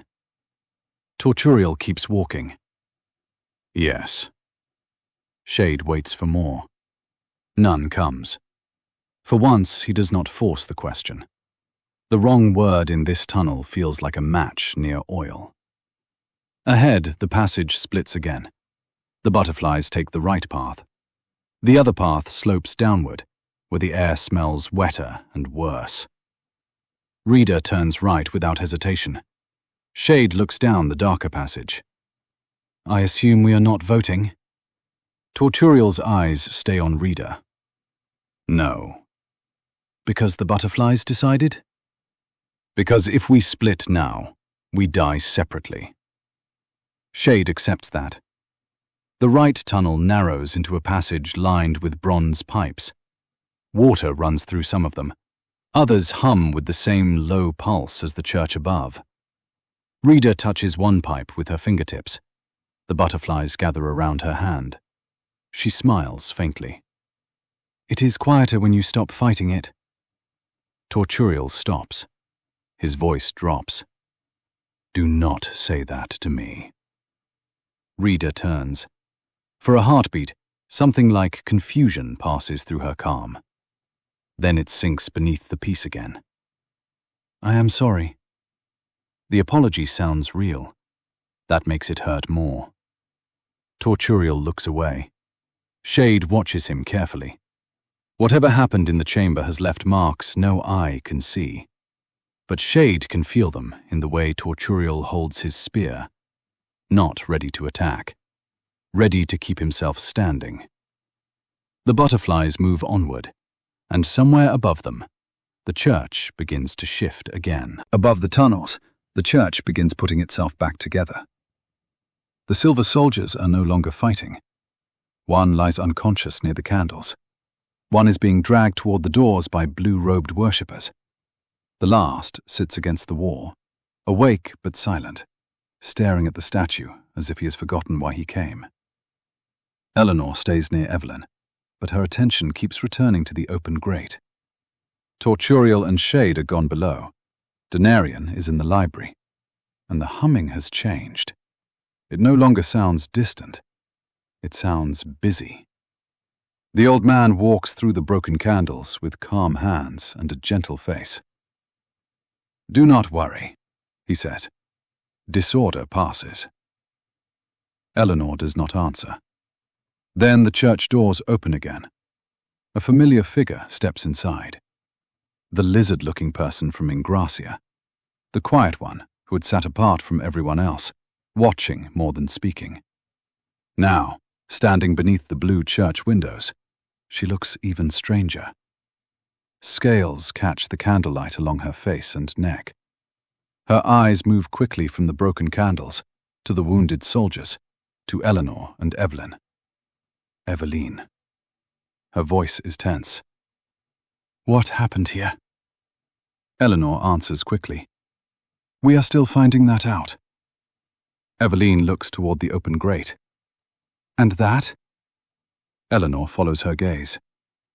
That is worse. The old man approaches before either of them can say more.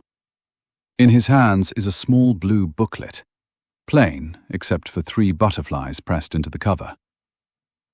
You seem shaken, he says to Eveline. Read this. It helps. Eleanor steps forward. Wait! The old man stops, still smiling. Evelyn's fingers close around Eleanor's hand. Eleanor, she says softly, it is only a booklet. But her voice has that distant thread again, the part that sounds borrowed. Eveline takes the booklet, confused more than willing. She opens it. Her eyes move over the first line. The church seems to lean closer. Her shoulders begin to lower, only slightly. Eleanor moves at once. She snatches the booklet from Eveline's hands and pushes it hard into the old man's chest. No! The old man catches it. His smile thins. Eveline blinks, startled, as if she has just woken from the edge of a thought that was not hers. What was that? Eleanor keeps herself between Eveline and the old man. I do not know, but you were changing. Eveline looks hurt. It helps people. Eleanor turns to her. Then why does everyone sound the same after reading it? That lands harder than she expected. Eveline's face tightens, not angry, not fully herself. The old man closes the booklet with care. Fear makes people unkind. Eleanor's voice stays firm. No, fear makes people notice danger. The humming beneath the church rises again. This time, Eveline hears it clearly. Her eyes go to the grate. What is down there? The old man answers gently. Nothing you need to see. Eveline looks at the unconscious soldier, then at the booklet in his hands. I think that means the opposite. Eleanor almost smiles. Only almost. Evelyn steps closer to the grate, drawn and frightened at the same time. Eleanor catches her wrist. "Stay with me." Evelyn looks at her. For a heartbeat, she seems far away. Then she nods. "I am trying." That answer scares Eleanor more than refusal would have. She looks at Evelyn. "If we go down, we go together." Evelyn swallows, but nods. "I just walked into this nightmare. I might as well understand it." Eleanor reaches for the part of herself that answered during the fight. Water, roots, wings, small living things. Nature had listened before. Maybe it would listen again. The old man says nothing as the three women move toward the open grate. He only watches, holding the blue booklet against his chest. Below, the humming waits. Eleanor, Evelyn, and Evelyn descend through the open grate. The stairs are slick beneath their feet. Above them, the church grows quiet again, as if the broken candles and fallen soldiers have already been folded back into order. Below, the tunnel breathes damp air. Evelyn keeps close to Eleanor. "I should have stayed at the tavern." Eleanor answers without looking back. "Probably." Evelyn gives her a sharp look. That was not comforting. It was honest. Evelyn walks beside them, one hand brushing the wall. Blue butterfly marks are carved into the stone, some clean, some scratched so deeply they look like wounds. Her voice is soft. "We should not be here." Eleanor turns to her. "Do you know where we are going?" Evelyn's eyes drift toward the darkness ahead. "No." Then, quieter. "But part of me does." They continue. The humming is different here than it was in the church. Less like prayer, more like something huge trying to sleep. A small sound comes from around the next bend. Footsteps. Slow. Careful. Eleanor raises her hand, and water trembles in a thin line along the tunnel wall. A boy appears. He cannot be older than 10. He wears blue robes that are too long at the sleeves and carries a bronze bucket filled with water. The bucket is heavy for him, but he does not seem upset by it. He stops when he sees them. No fear, only mild curiosity. Evelyn whispers, "Why is there a child down here?" The boy lifts the bucket slightly. "I am bringing water." Eleanor's throat tightens. "For who?" The boy looks past them, toward the deeper tunnel. "For the one in the chamber." Evelyn goes still. Eleanor notices immediately. "What chamber?" The boy tilts his head, confused by the question. "The lower one." He adjusts his grip on the bucket. "It gets thirsty." No one speaks. The water inside the bucket trembles with the humming beneath the floor. Evelyn takes half a step back. "That is enough for me. We can leave now." The boy looks at her kindly. "You should not leave it thirsty." He says it the way another child might talk about feeding a pet. That makes it worse. Eleanor lowers her hand, but the water along the wall keeps trembling.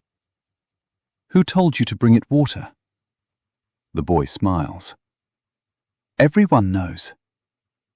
Evelyn closes her eyes for a second. When she opens them, her voice is barely there. "Let him pass." Eleanor looks at her. "Evelyn, he is only doing what he was given." The boy walks past them, the bucket swinging gently at his side. Just before the tunnel swallows him, he looks back. "It used to be louder." Then he continues into the dark. Evelyn stares after him. "I hate this place." Eleanor does not correct her. They follow at a distance. The tunnel widens. Bronze chains hang from the ceiling, some old, some recently repaired. Water runs along grooves in the floor. all leading toward a large stone door ahead. The humming comes from behind it. Deep, wet, hungry. Evelyn's hand finds Eleanor's. This time, her grip is not strange. It is frightened. Eleanor squeezes back. Whatever waits behind the door is not a prayer, not comfort, not relief. It is the thing the church keeps fed. End of episode 7. The Flutter. The stone door opens inward. The boy steps through first, carrying the bronze bucket with both hands. Eleanor, Evelyn, and Eveline follow at a distance. The chamber beyond is wide, round, and wet.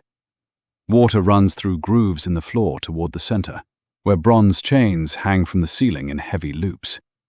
Some are fixed tight into the walls.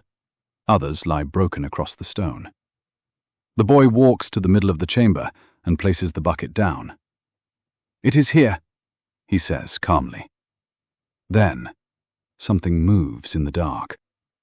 A mass rises from the far side of the chamber. Huge, pale, shapeless at first. Then the faces appear. 4 of them, pressed into one swollen body. One smiles with split lips. One weeps without tears.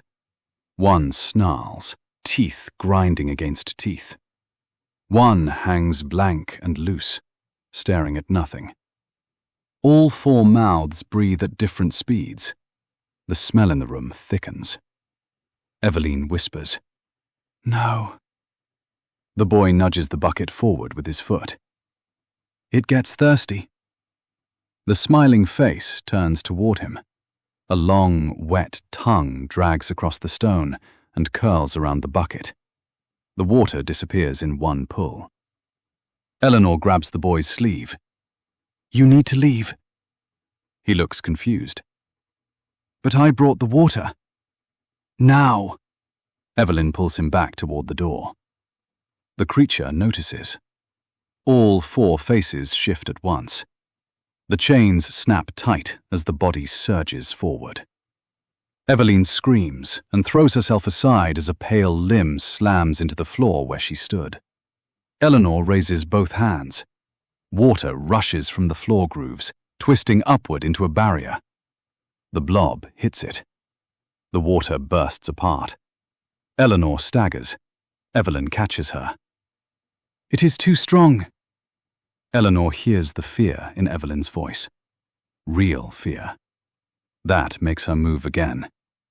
She reaches for the part of herself that answered with water, with roots, with wings, with the small, hungry thing beneath the church floor. Nature is not always gentle.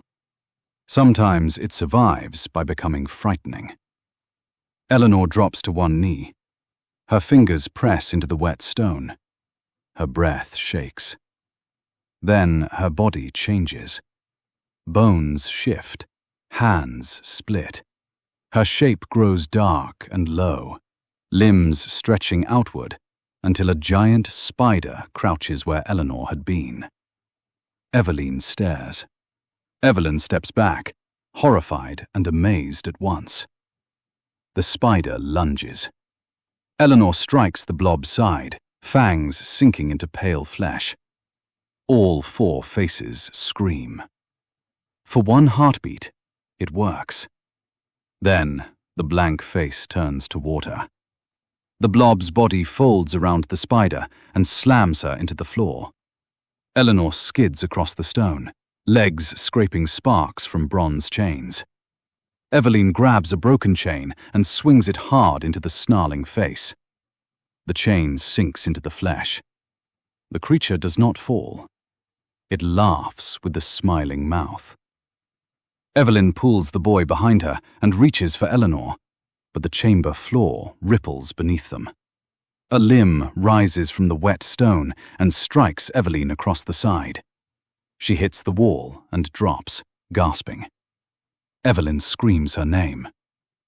Eleanor forces herself up, spider legs trembling. The blob pulls against its chains again. One anchor tears free from the wall, then another. The chamber shakes. The four faces turn toward them together. For the first time, Evelyn does not look comforted by anything in the blue city. She looks small. The boy whispers from behind her, "It was never this hungry before." The last chain snaps. The blob comes forward. Eleanor throws herself between it and Evelyn, still trapped in the shape of the spider. Her legs scrape against stone. Her body shakes from the effort of standing. Evelyn tries to rise, but pain folds her back against the wall. The boy curls behind Evelyn, clutching the empty bucket to his chest. The blob drags itself closer, four faces breathing, crying, smiling, starving. Evelyn reaches toward it with one trembling hand. "Stop." The word is small. The creature does not obey. It surges. Then every blue butterfly in the chamber freezes. The humming cuts out. Silence drops so suddenly that Eleanor hears the water dripping from the ceiling. One drop, then another. The blob stops inches from her. All four faces turn toward the doorway. Blue butterflies spill through the cracks in the stone like living smoke. They gather in the air. Shadow folds between them. A tall figure becomes visible in the chamber entrance. Eleanor sees the hidden face, the calm posture, the butterflies circling him like worship. Her mind flashes back to the statue above, the bowed heads, the old man's reverent voice. The great reliever. Her breath catches. Not a statue, not a story. Him. Evelyn drops to her knees. The boy does the same. Eleanor, still in spider form, cannot kneel, but every instinct in her body tells her to lower herself. The blob recoils. For the first time, the four faces show the same expression. Fear. The great reliever steps into the chamber. No hurry, no weapon, no raised voice. The smiling face shrieks at him. The weeping face sobs harder. The snarling face bites at the air. The blank face finally wakes. The great reliever lifts one hand. Enough. The blob slams into the floor. Not struck, commanded. The impact cracks the stone beneath it. Evelyn stares, breath caught in her throat. Evelyn whispers, "Please." The great reliever does not look at her. His attention remains on the creature. You were fed. You were kept. You were quiet. The blob trembles. One of its faces dropped against the floor. The great reliever closes his fingers. The bronze chains rise from the stone like snakes. Broken links repair themselves in midair. One chain wraps around the blob's limb, then another, then another. The creature screams with four mouths, but the sound has no strength left in it. Eleanor watches, horrified. They could not hurt this thing. He is folding it back into place with a gesture. The chains drag the blob toward the center of the chamber. The boy stands and hurries forward with the empty bucket. Eleanor reaches for him, but Evelyn catches her arm. Do not. The boy places the bucket near the chained creature and backs away. The great reliever lowers his hand. The blob curls inward, shaking. Small now. Not in size, in power. The great reliever finally turns toward them. His hidden face rests first on Evelyn, wounded against the wall. Then Eleanor. Then Evelyn. The chamber seems colder under his attention. You should not have come here. Evelyn bows her head. I'm sorry. Eleanor's spider body shifts painfully. Bones pull back. Limbs fold inward. The transformation leaves her kneeling on the wet stone, breathless and shaking. She looks up at him. You keep that thing here. The great reliever answers gently. We keep many things from hurting the city. Evelyn coughs from the floor. That thing is part of the city. The butterflies around him stir. For the first time, the softness in his voice thins. All things have a place. Eleanor reaches for Evelyn's hand. Evelyn does not move. Her eyes are fixed on the great reliever, wide with devotion and fear. He looks at her now, only her. You brought them here. Evelyn's lips part. I did not mean to. But you did. The chamber tightens around the words. Eleanor feels Evelyn's hand go cold in hers. The great reliever raises one finger. The butterflies turn toward Evelyn. Eleanor steps in front of her. No. The great reliever's hidden face shifts toward Eleanor. A pause. Then his voice becomes almost kind. This is not for you. The butterflies pass around Eleanor like water around stone. They gather over Evelyn's chest. Evelyn gasps, and somewhere inside her, something begins to tear loose. Evelyn screams. Not loudly. That is what makes it worse. The sound breaks out of her like something small being torn from somewhere deep. Blue butterflies press against her chest, her throat, her temples. Eleanor grabs her. Stop it! The great reliever does not move. Evelyn's eyes go wide. For the first time since Eleanor met her, there is nothing distant in them. No borrowed calm, no hidden listening. Only panic. It is quiet, Evelyn whispers. Her hands claw at Eleanor's sleeves. Why is it quiet? Eleanor pulls her close. The butterflies lift away from Evelyn and return to the great reliever. Evelyn collapses against Eleanor, shaking hard. The great reliever speaks gently. You chose against the comfort given to you. Evelyn sobs once. I did not choose. No, he says.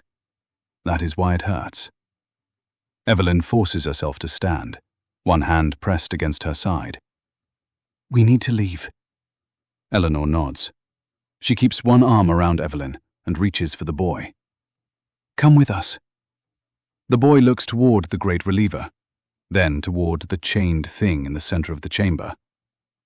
I have to bring water. Eleanor's face tightens. You are a child. The boy answers softly. I know. He picks up the empty bucket and steps back toward the chamber wall. Eleanor cannot save him. Not now. That truth lands like a stone in her stomach. A door in the far wall opens with a low scrape. Not an invitation. A dismissal. Evelyn moves first, limping but stubborn. Eleanor helps Evelyn after her. Behind them, the blob curls under its chains and breathes through 4 broken faces. The boy kneels beside the bucket. The great reliever stands over it all, calm as prayer. They run. The tunnel beyond twists upward. Evelyn can barely keep her feet. Eleanor half carries her, refusing to let go. Evelyn keeps moving through pain, teeth clenched. Ahead, blue light flickers. Then shade appears from a side passage, cloak torn, face pale. He looks once behind him, as if expecting the dark to follow. Then he sees Evelyn. What happened? Eleanor's answer is sharp. He took something from her. Shade's face changes. He understands enough. Then we move. Evelyn looks behind him. Where are the others? Shade hesitates, only for a breath. Torturial and Rita are not coming. Eleanor stares at him. What do you mean? Shade's central eye tightens. I mean we leave before whatever has them decides it wants us too. Evelyn makes a small, broken sound against Eleanor's shoulder. Denarian appears at the tunnel bend ahead, a blue-bound book clutched against her chest. There you are. Then she sees the group, the blood, the fear. Evelyn. And the missing space where Torturial should be. Her expression sharpens. Where is he? No one answers fast enough. Denarian's grip tightens around the book. Shade speaks quietly. Not with us anymore. The words hit harder than he means them to. Denarian looks back into the tunnel. For a second, it seems like she might go after him. Then the humming rises behind them. Closer. Warning. Denarian turns away first. Her voice is thin but controlled. Side passage. Now. No one argues. Together, Eleanor, Evelyn, Shade, and Denarian run. Behind them, deep beneath the church, the humming starts again. This time, it does not call. It closes. They run until the tunnel spits them into the blue night. Denarian pushes the group into a narrow alley beside the church, one hand gripping the stolen blue-bound book. Evelyn collapses first. Her knees hit the stone. Blood slips between her fingers. Eleanor drops beside her. No, stay with me. Then Eleanor remembers the potion. Mary's potion. The one Torturial helped pay for. She uncorks it with shaking hands and lifts it to Evelyn's lips. Drink. Evelyn swallows weakly. For one terrible second, nothing happens. Then the magic takes hold. Color returns to her face. The wound beneath her hand closes. Her breathing turns rough, then real. Evelyn coughs and grips Eleanor's hand. I was having a very bad day. Eleanor laughs once, almost crying. You still are. Nearby, Evelyn shakes in silence, held upright by the wall. Eleanor reaches for her, too. Evelyn takes her other hand. So Eleanor stands between Evelyn and Evelyn, who, for reasons nobody has time to discuss, have nearly the same name. One wounded in body, one wounded somewhere deeper. Eleanor pulls them both forward. Then listen to me. We are leaving. They move through the blue streets as fast as they can. Shade leads from the front, cloak torn and face pale. Denarian stays close behind him. Eleanor holds both Evelyns by the hand and refuses to let either fall. The city does not chase them. Bronze lanterns glow. Blue butterflies rise from rooftops and signs, following silently through the air. Evelyn sees them and begins to cry again. They are still there. Eleanor holds her hand tighter. But not inside you. Evelyn looks at her, and that seems to hurt more than comfort. They pass Ingrassia. For one heartbeat, the tavern door stands open. Endor is there, tall, still, and silent beneath the warm blue light. His eyes find Evelyn. Evelyn sees him too. Her steps falter. No words pass between father and daughter. But something does. Loss. Recognition. Disappointment.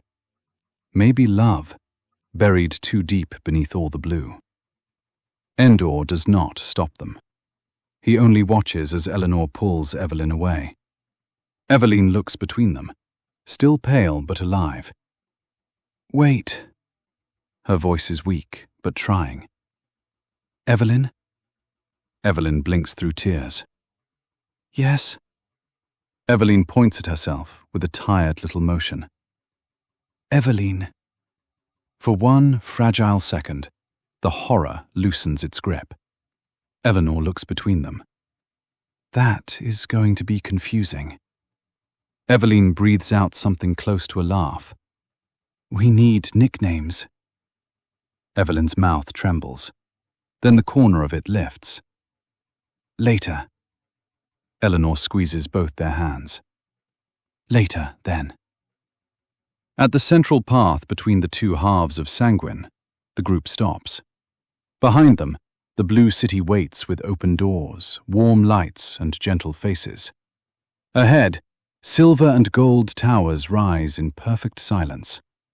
The church is hidden beyond the rooftops, but its humming still seems to live beneath the stone.